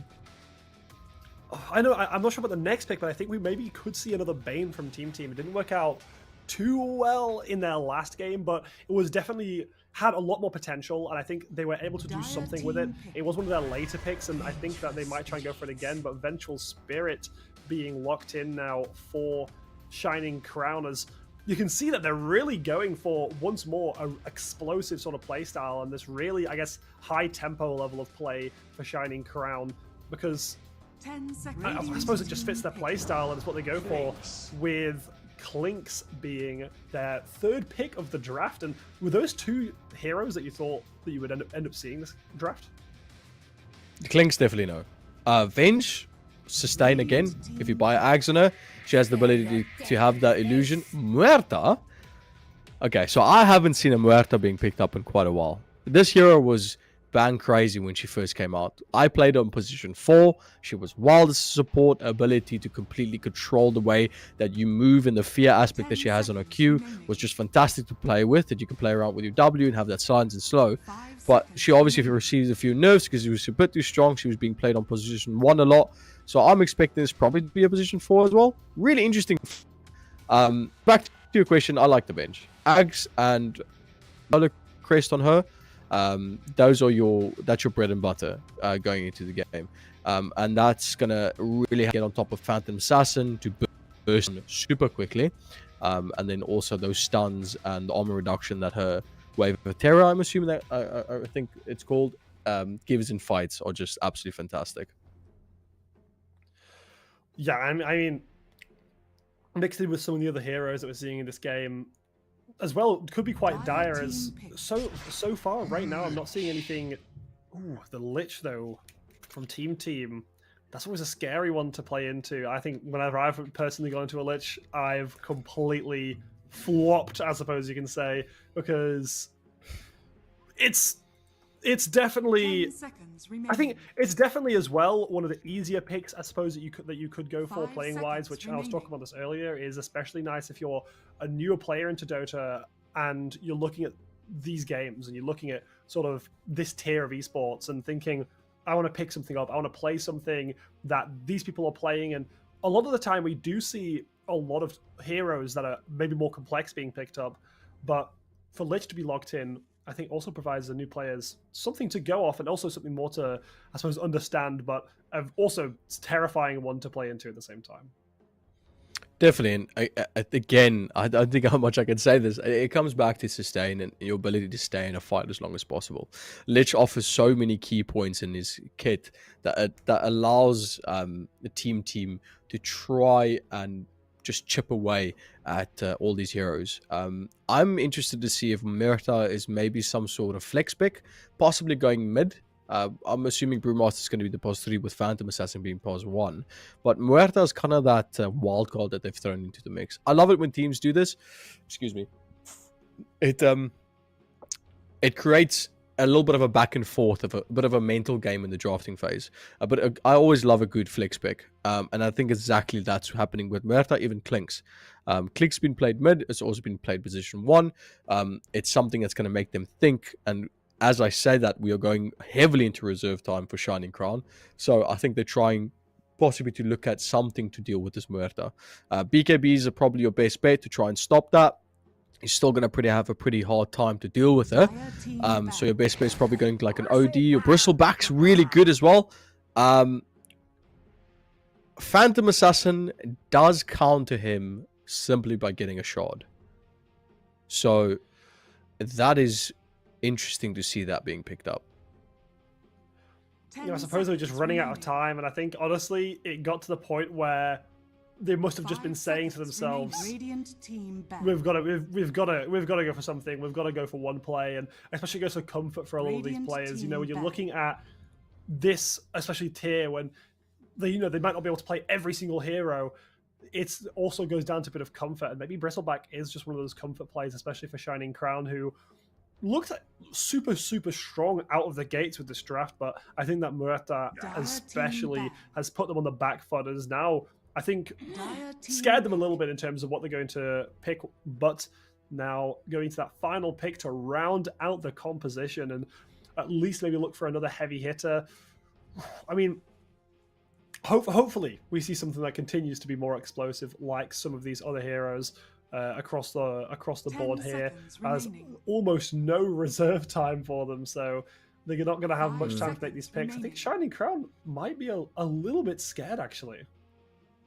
They could be. Clinks, again, Clinks could be a pos 4. Clinks could be a pos 2. Possibly pos 1. Wraithking is probably where you want to put that pos 1 at. So they're probably going to pick a support. Okay, that's it then. Dark Willow is going to come up, which is not bad. the change on Dark Willow's ult allows you to play a bit more dynamically. It matches up really well with a Leisure Commander. So with something like a Bristleback that can run in, you don't really have a massive amount of lockdown from Shining Crown, but you have a large amount of mobility. Interesting. Okay. Right, so that's gonna be a mid. Did Kyoto play mid last game? Yes, Kyoto I believe did play mid last game, and that was against Mage in the mid lane. So it was, at least if we're going off last game, it would be Wraith King versus Shadow Fiend, and we did see Mage on the Shadow Fiend last game, which performed magnificently well, and this time being reversed a little bit. And what is that matchup like actually, if we are to see Wraith King versus Shadow Fiend? Wraith King's really weak when it comes to his first few levels before he gets his 6. He needs a good amount of time to get that farm going up. He needs those items just to make sure that he can sustain himself in lane. So if Shadow Fiend plays really well, that's not much of a matchup in my opinion. The stuns are going to help Wraith King to secure those range creeps or possibly deny. But I think they might have switched it up. Klinks might go mid, honestly, but putting a Wraith King against Shadow Fiend, I might be wrong, but I don't think that's going to go up very well for them.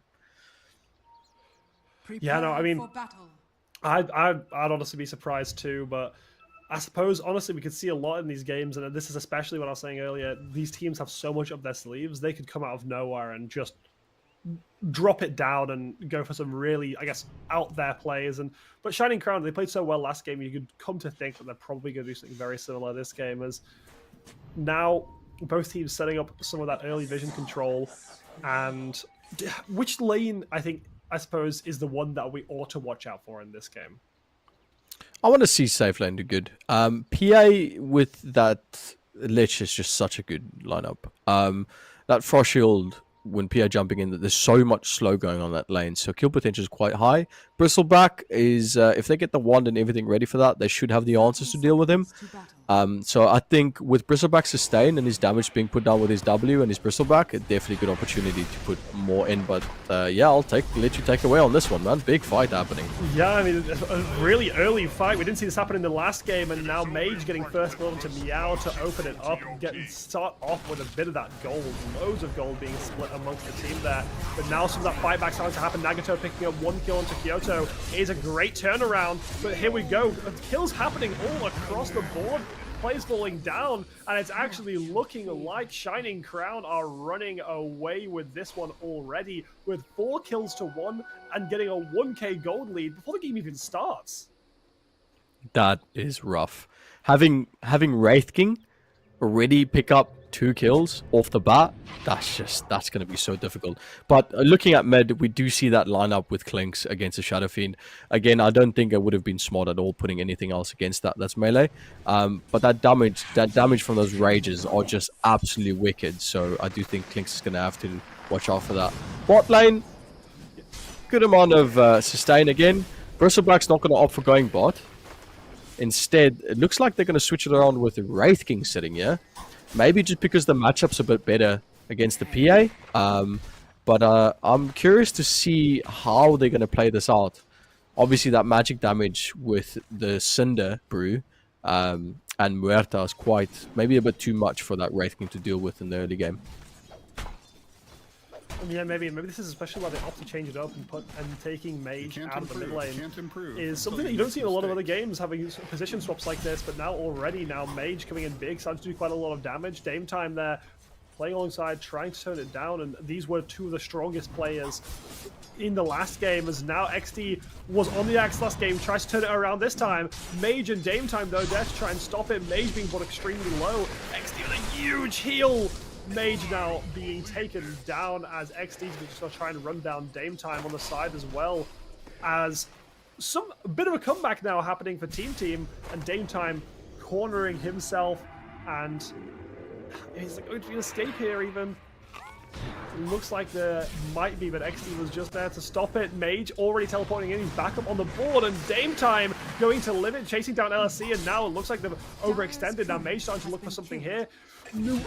Noir Extreme gets a kill across the map, but LSE is going to live with just a slither of health remaining potentially, as Mage is going to follow it down. XT does get that kill into Isla though, and there we go. Mage with the kill onto LSE. Meow as well low in the top lane, as there is so much combat happening all across the board. Oh, I love it. Exactly what I said to you earlier. That Lich and PA combo is so much sustain. The damage block on that shield that Lich provides, as well as the slows that he gets from the I think it's a Frost Blast, and then as well as the dagger from PA. It just makes it a horrible time. And I love how Team has played this. My apologies. How the other team has played this, because they now have this really good safe lane where Bristleback is just completely running around it. Shining Crown has done such a good job at ensuring, oh, that was so close, and ensuring that all their carries get good farm. That's wild. These fights are just looking, they're so strange. Like, it's almost, you're thinking, you can back off and survive, it's no problem, but then DOTA now Mage making yet another play happen as XD is going to fall down. Mage picking up that one, and it's continuing to get this lead even further and further in this game now. 8 kills in Shining Crown's favor, which is pretty astronomical, especially when we mean this is 3.5 minutes in. You know, we're looking at a 3k gold lead, 3.5 minutes in. The 4-minute power runes haven't even spawned yet, but now here we go. XD jumping in, able to pop off a good amount of damage. LSE's forced to back off. Game time being brought really low. XD's looking further. He's getting topped up. Mage is able to do something on the side, but Mage is going to opt to try and kill LSE, but it's not going to be ready, with LSE and XD playing so unbelievably well so far in this lane, and are giving Team that way to try and get back into this. Oh, that was such a good play from both those teams. Really just hammering each other down. They've got that little bit of advantage on Mage, and then now they're able to turn it around. Team was able to... There's so many... Why do people have 2 of the same words as a name? That just throws me out completely. But now they were able to turn it around. PA kind of dominated lane back. There's a bit of a back and forth. The sustain is absolutely massive. So good effort by both these teams and that safe lane, and like I said, that's definitely the lane that's going to be giving us the most amount of action. Yeah, I mean, it's not so safe anymore, I suppose you could say, with this amount of action happening, as I think honestly Dame Time and Mage might actually even look for further and further engages here, because they keep playing in these really hyper aggressive positions, and mid, Kyoto being brought really low. Afromoosh almost able to pick up the kill there. Does take quite a lot of tower damage though, which is going to make it a bit too hard for that tower dive. But the XP advantage, look at that.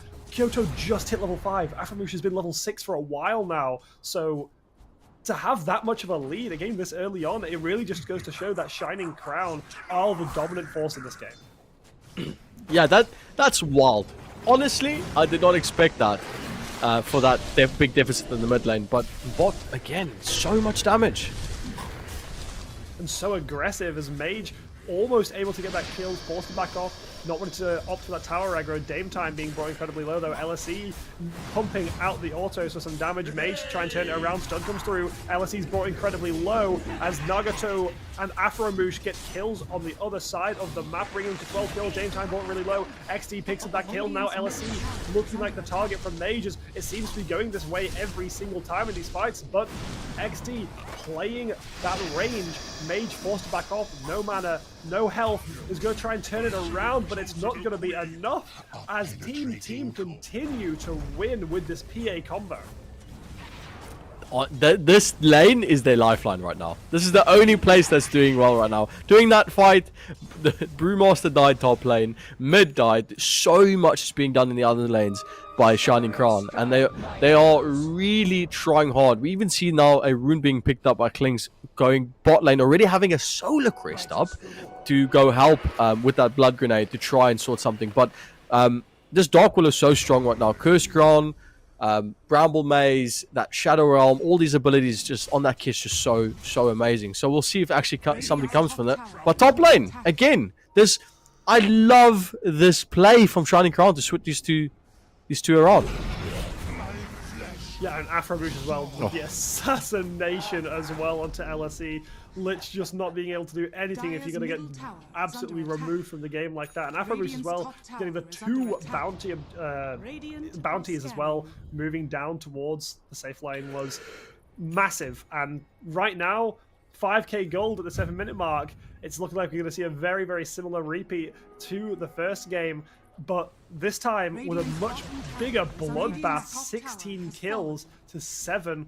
We're looking at what I think is a 3 kills per minute game.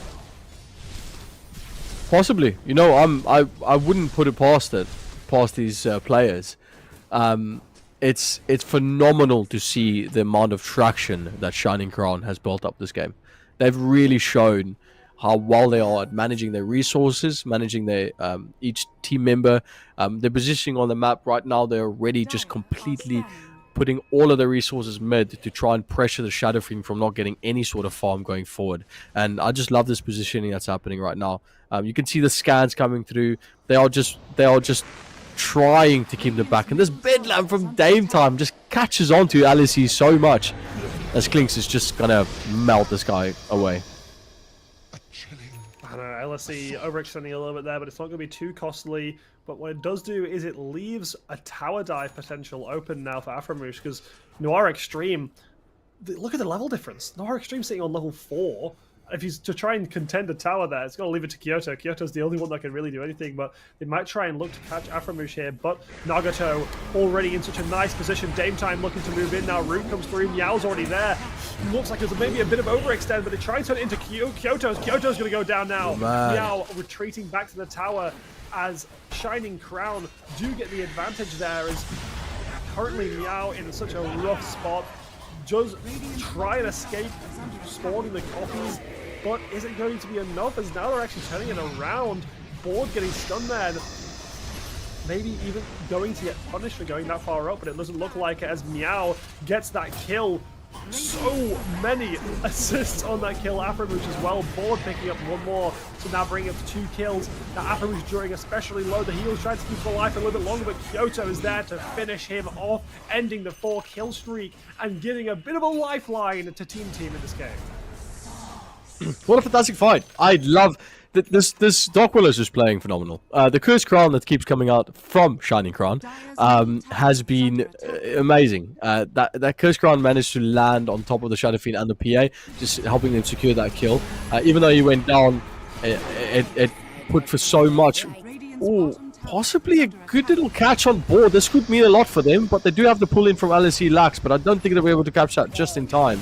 As Nagato is actually able to maybe possibly pick up 2.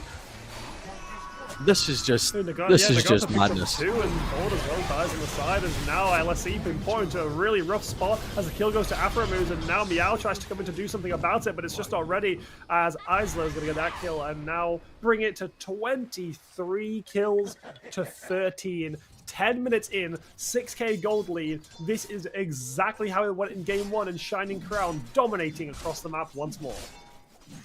You know, I said in the drafting phase that PA would be a phenomenal counter towards Bristleback.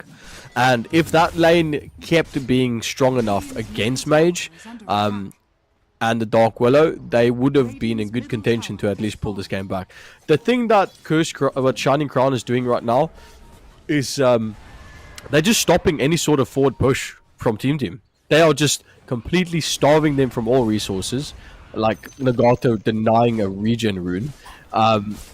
They are doing everything they can to keep this game going at a high pace for long as possible. Yeah, as now Afromush maybe being caught out in a bit of a rough spot, able to pick up the kill, is going to try and back off, by actually able to escape with a life, but XT's there to try and shut it down, LSE as well. But here we go now, Magic coming in, LSE caught off in a bit of a rough spot. They are going to trade something off it, which does mean that they get the 2 kills to 1. But losing Afromush is maybe not the exact kind of person that you'd want to lose there, being such a high impact player in this game so far. But they're still winning the 1-for-2 trade. They're still getting the advantages, and they're still continuing to control this map. Well, they are. And net worth is going up. Farming's going up. Even though they've managed to grab that mid, they've managed to grab the Klings, it's not looking good for them. They had to force out so much resources and so much of their team just to be able to get that one kill, and at the end of the day, it's just not worth. And Nagato was just bottom. He's now top lane in the triangle, already looking for more opportunities. And the dynamic movement from this team is commendable. How they are just constantly putting pressure out. Afro just died as well, and he's just back. He's farmed Shadow Fiend, and it's just more and more pressure that they've put on them just to try and get them not to farm, and that's it. Phenomenal play. Just can't go anywhere. It really just feels like Team right now, it just can't do anything they want to do. And now, as well, Dame Time being so aggressive. Nagato there to follow it up. Though, Afromoosh getting the kill to Noir Extreme. Afromoosh turning into a double onto LSC, and Afromoosh falling down to LSC just at the very end of that. Now, Nagato here to try and turn it back around. Meow's here to try and follow up. But it looks like it's going to be a relatively even trade as Meow gets that kill, ending the kill streak and giving them 1k net from that. But Dame Time ready to try and turn it around. Kyoto and Board battling it out in the side lane. More fights happening here. Meow especially look to try and get the kill. Meow turns it into a double, which Isla is not going to like to see too much. Magic, unfortunately, not able to do too much in this fight, and this Wraith King isn't coming out as big as we thought it was going to. No, I mean, he's still got a long time to go. He's just casually farming, initiating every now and then. Klinks is doing all the work for him. Klinks is just bursting every single opportunity he gets. I mean, Afromoosh is here just absolutely ruining people. Does get caught out a little bit though. Board gets one kill. XD turns it into another. Look at all those kills. Board with a massive triple kill just to get taken down by XD, but Afromoosh there to close down XD as soon as that happens. And look at the XP. And look at that. 1.7 to 3.8. So 2k gold advantage going out there, and the ace as well means that so much more is going to be lost XP and gold wise from these creeps being lost in the side lanes, that this isn't just the kills. We're looking at so much more than just that, and now LSC as well in such a rough spot as another kill will go in the side of Shining Crown. Yeah, and we were just speaking about Wraith King. He's about 500 gold away from having a Radiance.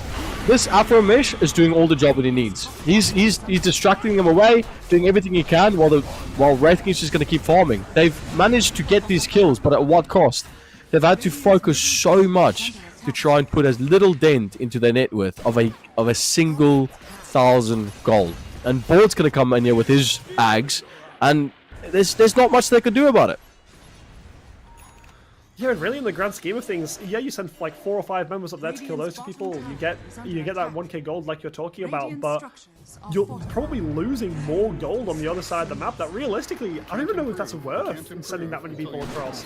I think this is what Shining Crown are trying to do. Shining Crown get into that position where you have to commit so much to stop them. You have to commit endless amount of heroes, an endless amount of resources to stop these plays from happening, but they're able to just like look at the Magic here as well, being able to push these waves so fast. It's terrifying if you're playing on team because you don't want to go and commit too many people in one area because you just lose out everywhere else, and this is what Magic is good at. Yeah, but they do have an opportunity to pull this back. Team is doing has a valiant effort of, if they get this PA fat, if they get this Brew fat, and if they get Shadow Fiend fat, and that's a large F on all 3 of these heroes, not just one, then there's an opportunity for them to burst down the Bristleback, but then you still have the Klinks to deal with on your supports on the backline. You still have the Dark Willow to deal with the Bedlam and Shadow Realm running between all your supports as well. There's so much that they have to offer, and then there's a swap from Nagato that just completely takes your core out of position. Yeah, exactly, and Nagato, this is as well something we saw with Nagato last game, constantly just there, as well just everywhere to support people, so it feels like you're never in a position where it's truly a 1v1 or truly a 2v2, because Nagato is just around every single corner, and Afromoosh so far has just been eliminating people left, right, and center with Board, providing so much of that team fighting utility and damage, but maybe getting caught out here as Afro's going to try and turn around to go and help Magic there, pull the back up too. Noir Extreme forced to back off, but now XD jumping in out of nowhere. He's going to get stunned, damage is going to go down, Board's going to fall, Magic rotation will try and keep going. The damage is going to be starting to pump out, but now with other members of Team Team here, as Meow is going to force down Magic, and 2 kills at least going in Team Team's favor as they continue to try and close this gap. And now Magic here back once more for it again, but isn't able to do too much for trying to turn it back around now, as well as it just feels like this constant action. Magic finally falling down, XD picking up that kill, and now Gord running for his life back to Dame Time and Nagato here, who are ready to turn it around. Dame Time getting all involved in that team. Board being pulled quite low. Kyoto looking to try and close up that kill. Nagato's there to follow up. Dame Time gets the kill, tries to turn around, but XD with the shutdown. PA coming in huge. Board is able to turn it into 1, but turning it around. Team with a almost ace, as now that 8k turns into 5k, and Team are looking to get back into this game. They are definitely looking back. There was a big blunder from Shining Crown's perspective, as they just stayed for way too long. They disrespected, they didn't respect them at all. Alpha Mush now coming back in to try and put pressure on, but he's completely forgot that Team has just gained so much experience in gold from wiping the team, and now he wants to run back in as if it's 10 minutes in and he's completely dominating the game again. So these are the type of mistakes that I've seen Team make when we were casting their game with the game last week. And now Shining Crown's kind of making those same type of mistakes. They overestimating the amount of advantage they used to have. And yeah, we'll see if that keeps going as it is. Good jump away from XD though.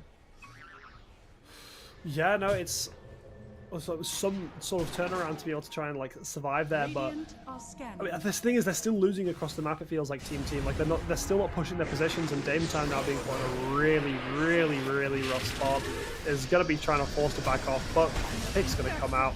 It's unfortunate as it is.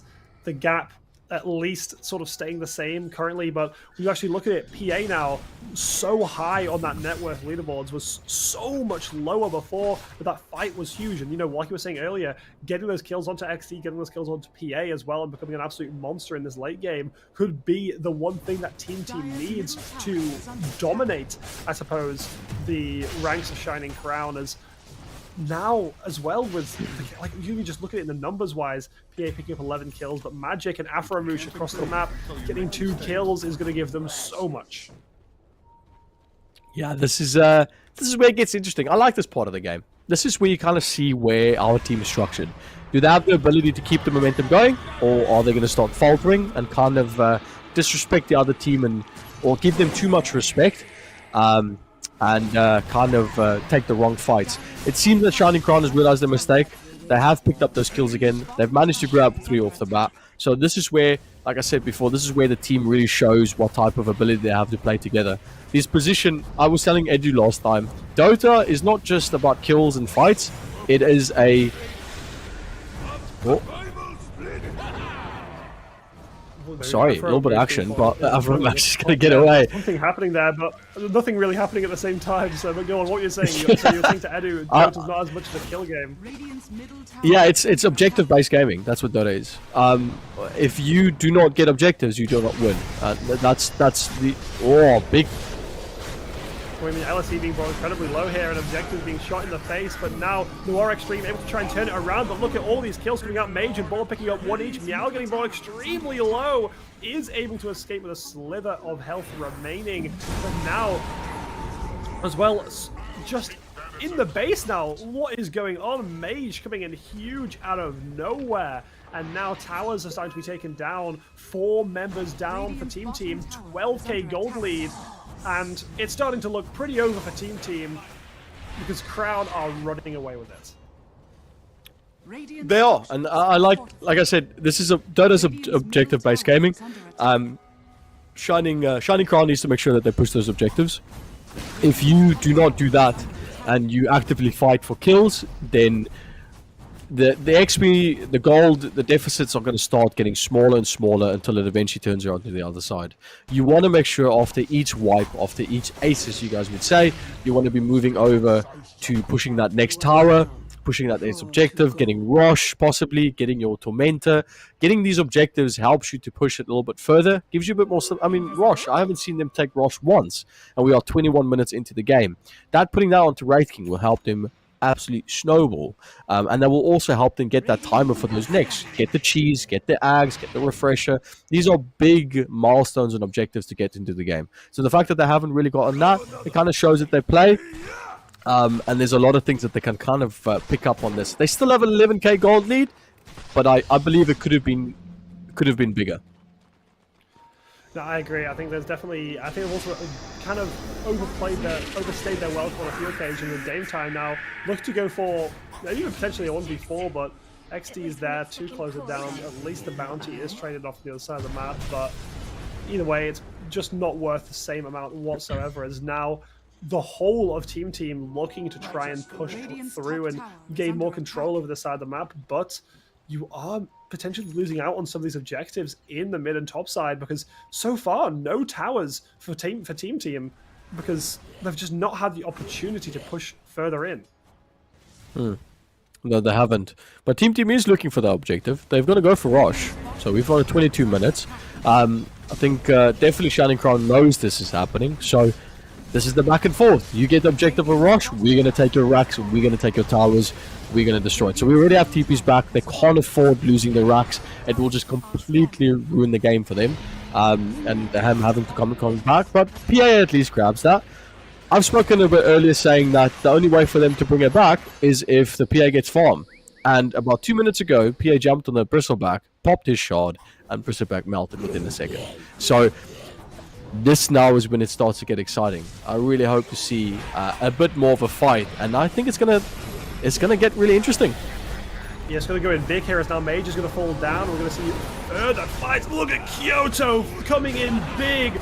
Massive damage now. Meow trying to turn it into just a bit more. But so far, the fights are turning out to be a little bit on the slower side of kills. But here it goes. Kyoto and Mage picking up a kill each. And now Shining Crown getting more and more control over this. As we're also going to see further and further kills. Isla and Board getting one each. And now Aframouche down at the bottom as well. As almost a wipe coming through. Meow on Brewmaster, the last one remaining, as the barracks now are all going to start falling down. And it's looking further and further rough. And what do you think needs to happen for Team to be able to pull back from this? They didn't make sure that to keep their core alive.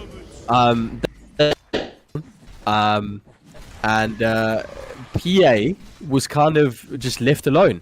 Two of the supports from Shining Crown just obliterated the PA. The lockdown on her was so fantastic. For instance, the Dark Willow came in with the Curse Cone, jumped immediately in with the Bedlam, and it was just too much damage for them to deal with. So as soon as they came out of that Aegis, they were dead. And then that's the damage gone. Shadow Fiend doesn't offer much more after the ult that he popped, and they don't have more sustain.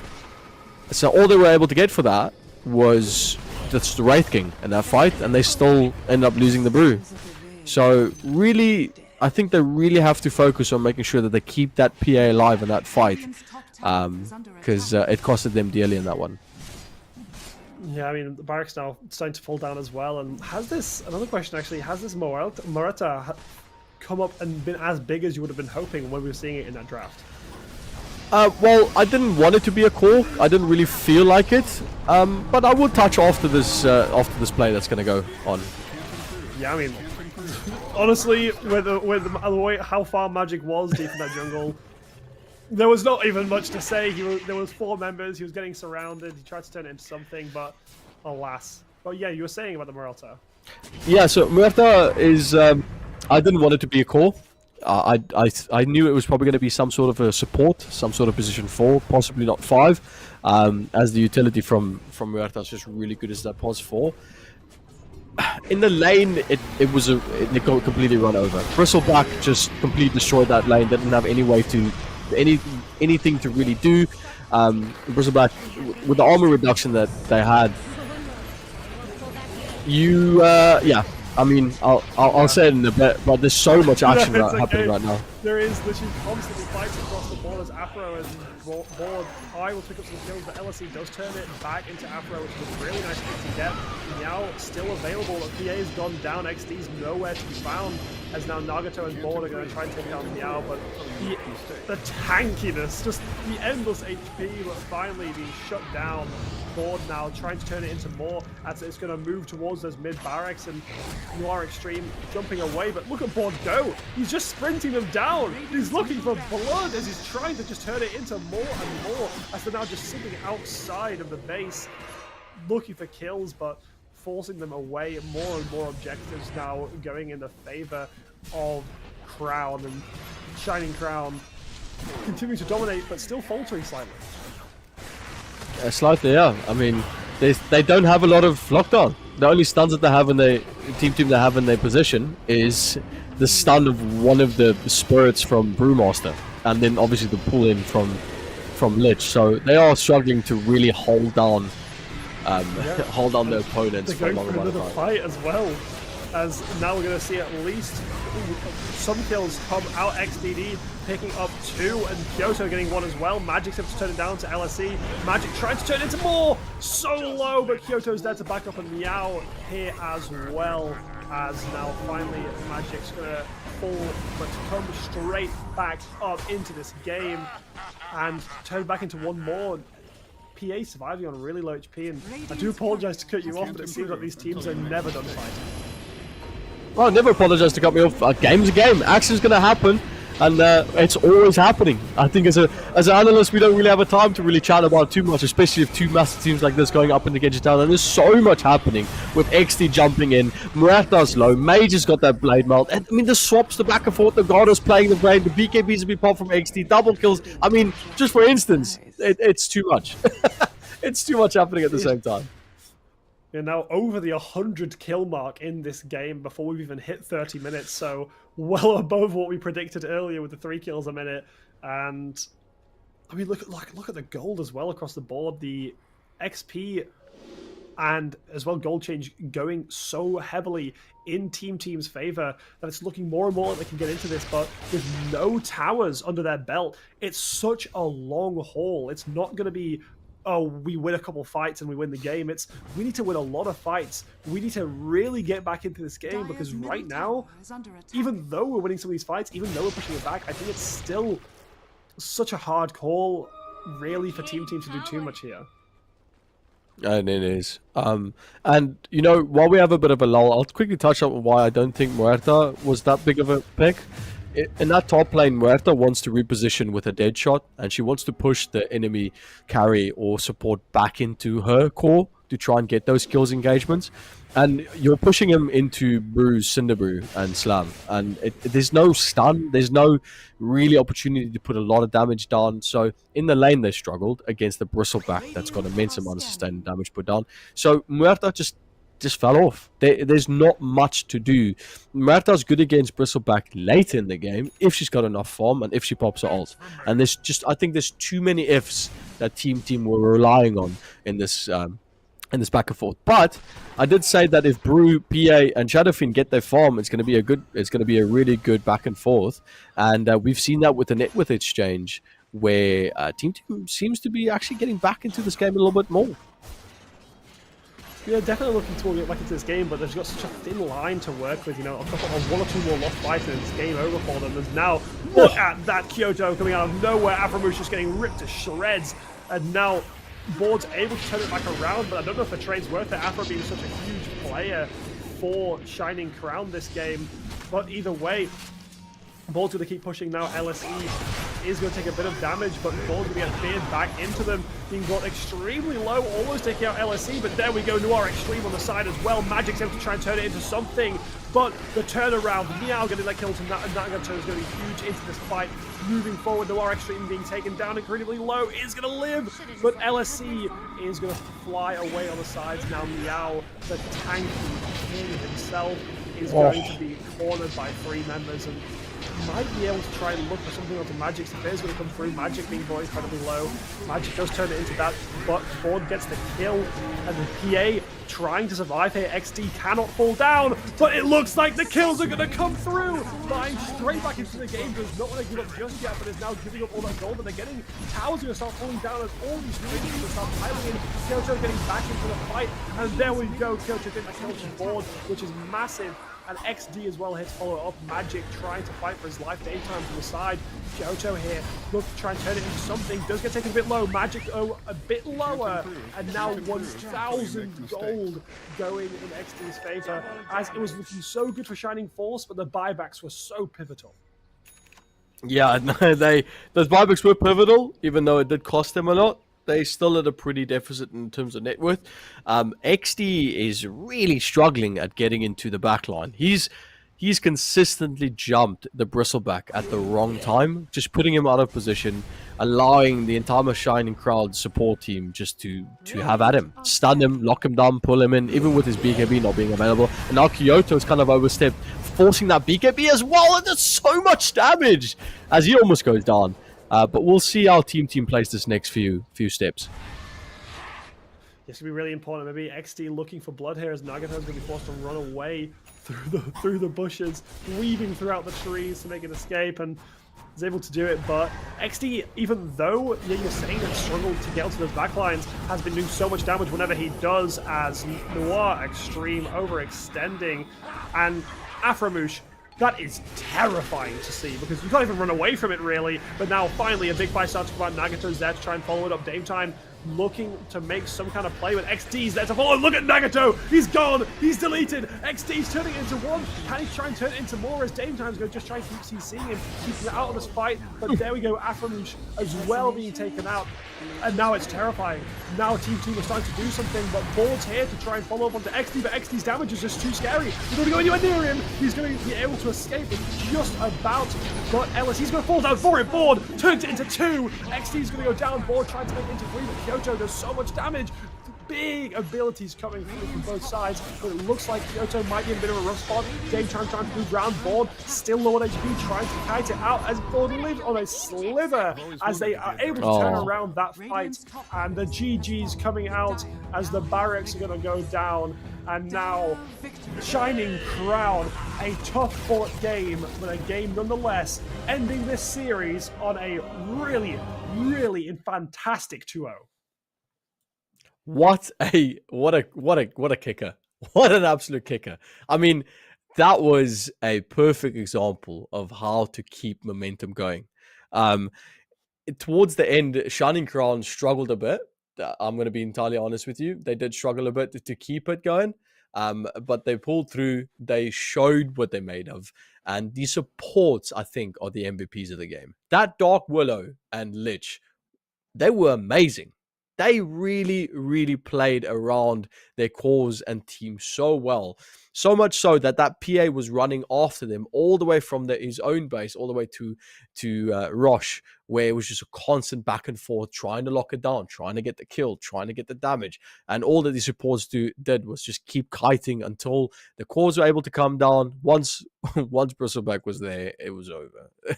That BKB was already popped on PA. The damage was already done. And by that point, after all of them fell, it was just a GG. Yeah, and you know what? They did team had such a good fight on so many different really areas, and they kept on clawing it back and looking like they might actually be able to turn it around. But I think the deficit was too big, especially when you're constantly backed into a corner, and as a team like Shining Crown that has the ability to just overwhelmingly control the map. And these early leads are nothing to laugh at, because no towers for Team. Even though they looked like they were coming back and they were winning loads of fights, they were keeping it even though they were so far behind. They never got those objectives that they needed. And it just meant that Shining Crown continues to snowball and fighting on their own terms every single time. And Team, unfortunately, yes, they were looking like they could go. And you know what? I reckon if it was brought to a game 3, Team could potentially have taken one off them, but Shining Crown in those 2 games were looking like a dominant force. And now heading into the playoffs, continuing to be powerful. Definitely. It's sad to see Team go. I like them, not just because of their name. AG would tell you a different story. He'd probably say that I like it because the name's just different. But I like them. They were really strong against Optimum Gaming. We cast them last time. They did phenomenal. It was a 2-0 smash over them. They come up against them, and it's just a completely different game. Like, Shining Crown just completely told him, hey guys, be a bit humble. And if we go through the highlights, we'll see that from the get-go, from the start, Shining Crown was applying pressure, and it felt like Team did not have the answer, and the only place that they really managed to try and claw back was in that bottom lane. Yeah, I mean, XD played so well in so many areas, and honestly, in that early game, we literally saw the comeback, and you were saying that the life force, the one, I guess, light in the darkness for Team was XD winning through the game, but you were saying it became too difficult later on, especially when, almost everyone really, especially Magic and Bristleback, having so much damage that it's just so hard really to make that much of a difference later on, especially as one player. Yeah, there's a reason why there's 5 heroes playing against 5, and it works in synergy. If you do not have your position 3 to be there, to have its utilities and to play around him, then you can't win. If you don't have the mid to dominate the early game and roam around the map and create space for you, you can't win the game. And if you don't have your core, your position 1, and I mean 1 being so important, being the most important player in the game, not able to get the farm that's necessary to go late game, you're not going to win the game. And it was Shining Crown's lackness that kind of gave Team that opportunity to build up their lead with a few team fights that they lost. But if Shining Crown was a bit more diligent in the team fights and pushing those objectives and maybe getting Rosh a bit earlier, this game would have ended 10 minutes before GG was called. Yeah, and you know what? This is like how we saw them play in the first game. I think the first game they were so much more dominant. I think maybe a bit overconfident in game 2, thinking that they could close it out at the same speed, but Team had so much more fight left in them. And honestly, I think when it comes down to it, really, I think it just comes down to how they were perceiving the game before going into it. I think having such an amazing and infamous, really, game 1 to go into that game 2 thinking that it was just going to end the same way is a little bit too much to ask for. They were still able to close it out. Maybe it's not as dominant as they would have wanted, as we've been talking about. But either way, going into playoffs, after seeing these games, it would be terrifying if I was one of those teams going into playoffs as well. Yeah, and I looked at the dominance that Team showed against Optimum Gaming, and I thought, wow, this is a good team. Now I've seen Shining Crown, and I go, wow, this is a good team. So going further into the brackets and watching all the other teams play up against it, I'm excited to see who's going to be the team that's going to come out shining with that juicy amount of money and prize pool. So I'm really excited to see what they have to offer, because from what I've seen out of 2 games so far in this league, there's a lot of talent going on right now. Again, I commend these supports. Looking at the highlights, it's just amazing how much they actually controlled the game using dust, wards, their abilities. There is so much that they brought to the plate for their teams. Yeah, and also setting up some of these plays as well, especially for Board, was amazing. Board does need a little bit of setup for him to really start blowing someone up and a little bit of peel, and they did it so fantastically well. And I think, honestly, who is your player out of just this game, because you did miss the first game, but who's the player to really watch out for both sides, really, going forward? For both sides, Nagato was on it. I think their repositioning was spot on. I'm going to give it to the supports. I think Nagato was pretty spot on in the way that they played around their team. That being said, Dame Time for me was the best support on the Radiant, on Dire side. On the Radiant side, I'd say it has to be LSE2 Lax. Even though they were on the back foot, they also the Lich being able to drop those abilities, getting all those frost chains down perfectly, even with the Ice Spire that they had, was so good. The Muerta was just a bit undervalued for me in the game. I do not think it's entirely the PA being able to get back into the game that helped them to win. I think it was the supports that aided their teams and their cause with vision, because there was I saw a lot of wards being put down by the Lich that spotted out the Clinks before he was able to come around the back and kill some of the supports. So again, I think if I were to pick from Team, it would be LSE Lax, and if I was to pick from Crown, it would be the Dark Willow. Okay, no, I respect it. I respect it. To be fair, I think honestly, if you'd seen the first game, I think you'd have said literally the exact same thing because it was the same sort of plays and it was played very similarly. I think we just missed an entire section of the game because how early it ended, and that was a section that Team did seem to play better, but very, very similar names. What you were talking about being sort of MVPs in that game, and even seeing some of the highlights here, just it's so close. Every single fight, it doesn't even feel like this was a stomp. Yeah, no. Actually, watching back through this, I do not feel that way at all.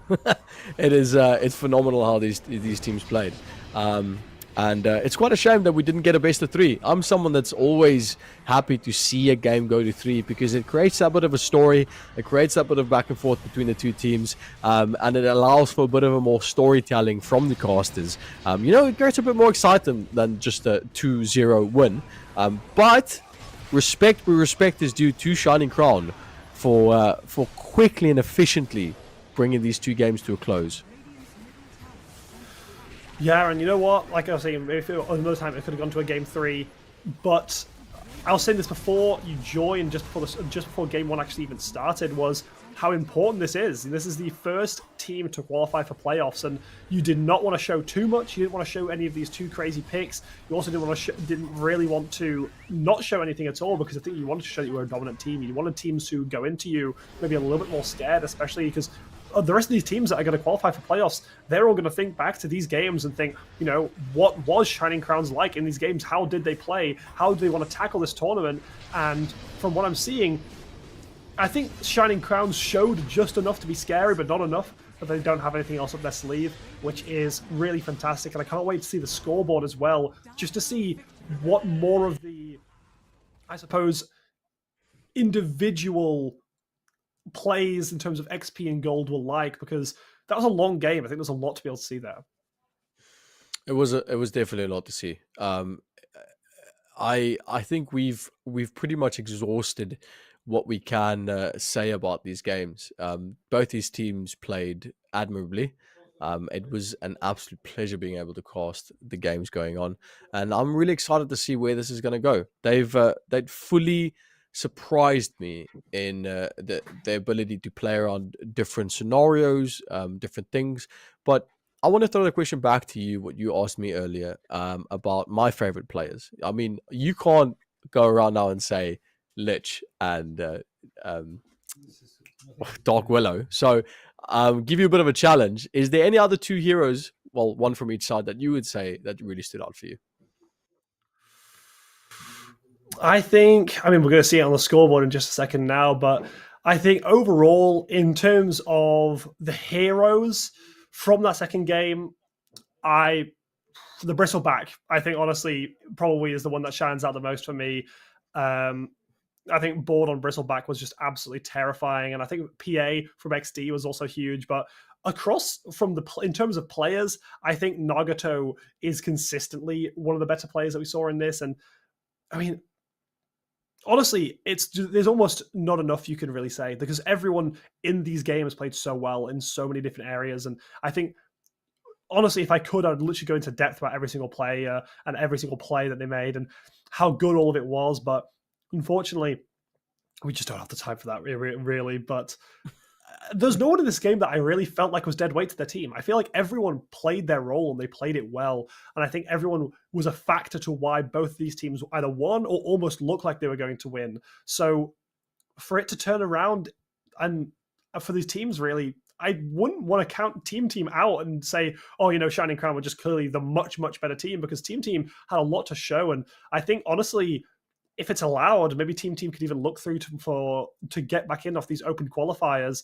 and potentially even try and go for another crack at the playoffs.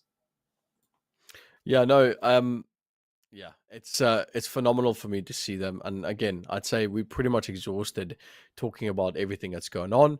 I do want to say from my side a big, massive thank you for the viewers that's been watching today and following us through all of this action that's been happening. It's been amazing to see these games being played, and it's been an absolute pleasure to be casting alongside you, Miwa. You've been a phenomenal caster, mind you, and you've said that you've casted a bit of League and everything. So I just want to give you a big thank you. We're not going to end the stream just yet, but I think I want to say that before everything else, before we keep going, that it's been an absolute pleasure just to be able to cast this one game with you so far. Yeah, I mean, the one game, it almost feels a bit short-lived, you could almost say. At least we still have a little bit more to look at before we do close out. I mean, yeah, it's been a wild ride so far. I think I've learned a lot in just this stream alone, and we are going to have a look at that prize pool in just a second. Again, if you haven't caught it, 500,000 prize pool. Granted, that is in AUD currency, so I'm not sure exactly what. Do you by any chance know exactly what that translates over to? Maybe dollars is maybe a more universal number. There we go.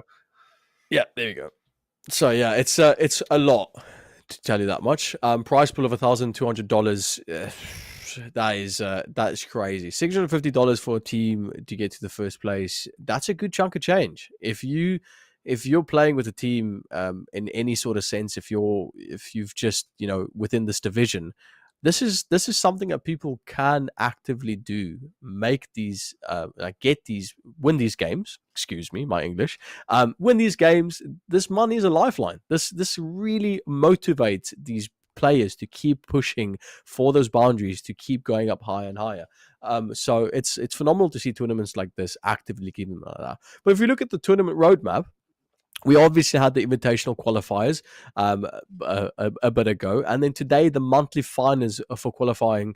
It was team. They just didn't make it, unfortunately. Shining Crown was victorious at the end. Yeah, but I mean, there's so much more to see from this. We've still got the invitation qualifiers 3 more times, and then after that, monthly finals 3 more times before we even get to playoffs. So we're so far off this even being close to being done. This is so early on, and especially for team, yes, this is an early defeat, but there's hope. There's still hope around the corner. And Shining Crown, I think one of the biggest positives, I suppose, you can take back from this, and this is actually what I spoke about earlier in regards to teams that want to go into these playoffs, is this is a very early spot. By the time that you're playing in playoffs, meta might have changed. You might have changed strategies. Might have new things to show. So it's almost outdated if teams are to look back at these games. But if you're one of the teams that's qualifying in the Q4, it's going to be much more fresh, and teams going to have a lot more information to go off by you. So it's still, like I said, very early on, and I think Shining Crown have a really nice advantage from being that first team and already have their position locked in. But we've still got so much more to see, and I'm really, really excited to see what more of these teams can show, especially in Q2, 3, and 4. I completely agree with what you just said. There is so much that can still happen.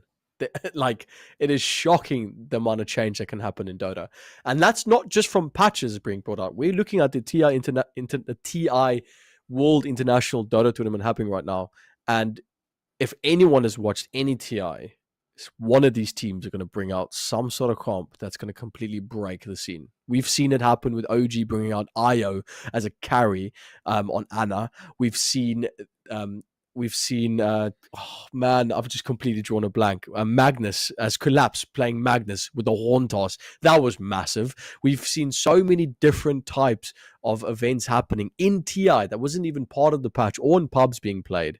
So that can affect the meta. That can affect the plays. So it's definitely to ride on to see how that will go out for the next couple of games heading up into the future.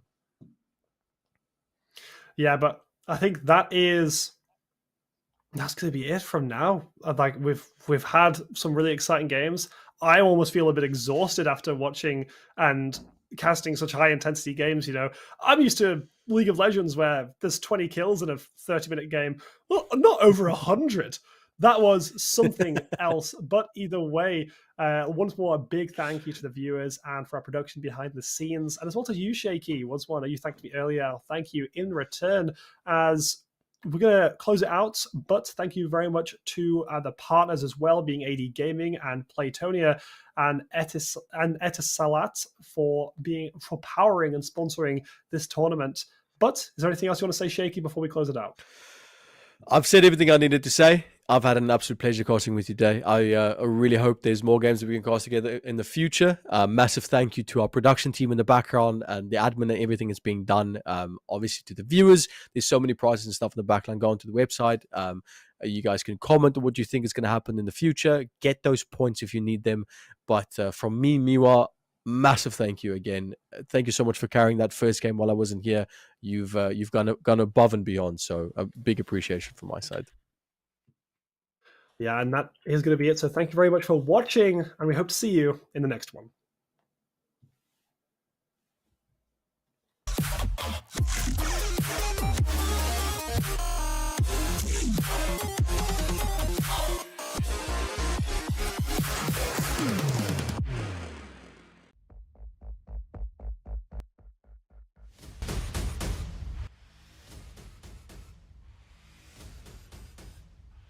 Let's do this, Abu Dhabi!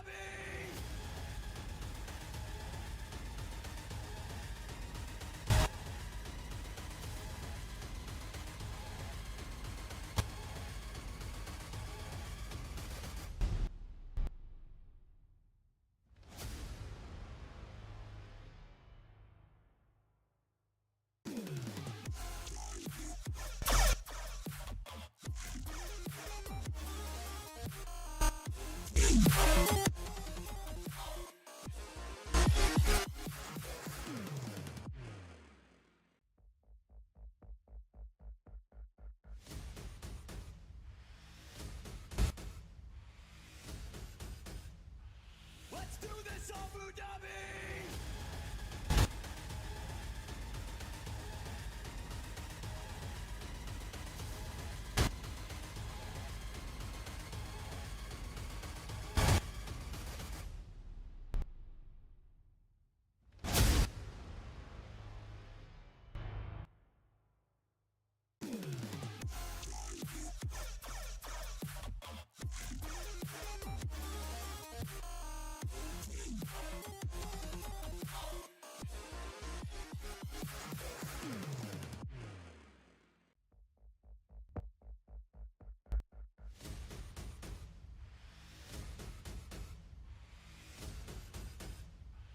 Let's do this, Abu Dhabi!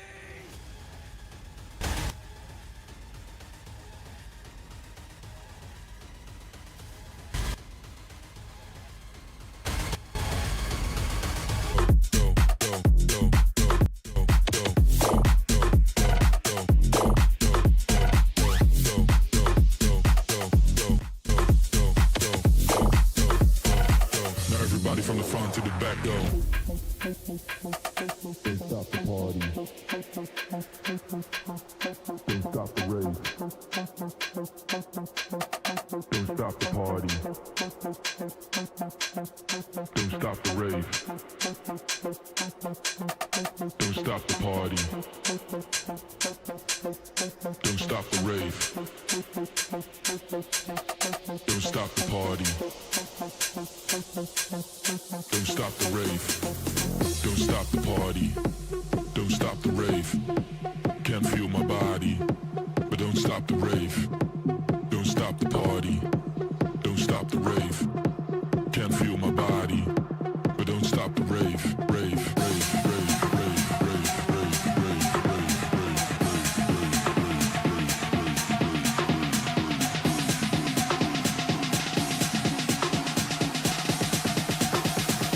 Now everybody from the front to the back go.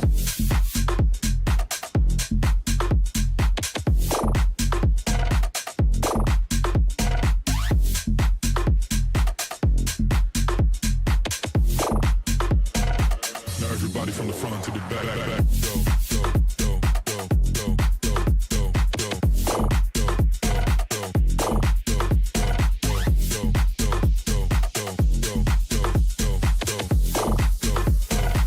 Now everybody from the front to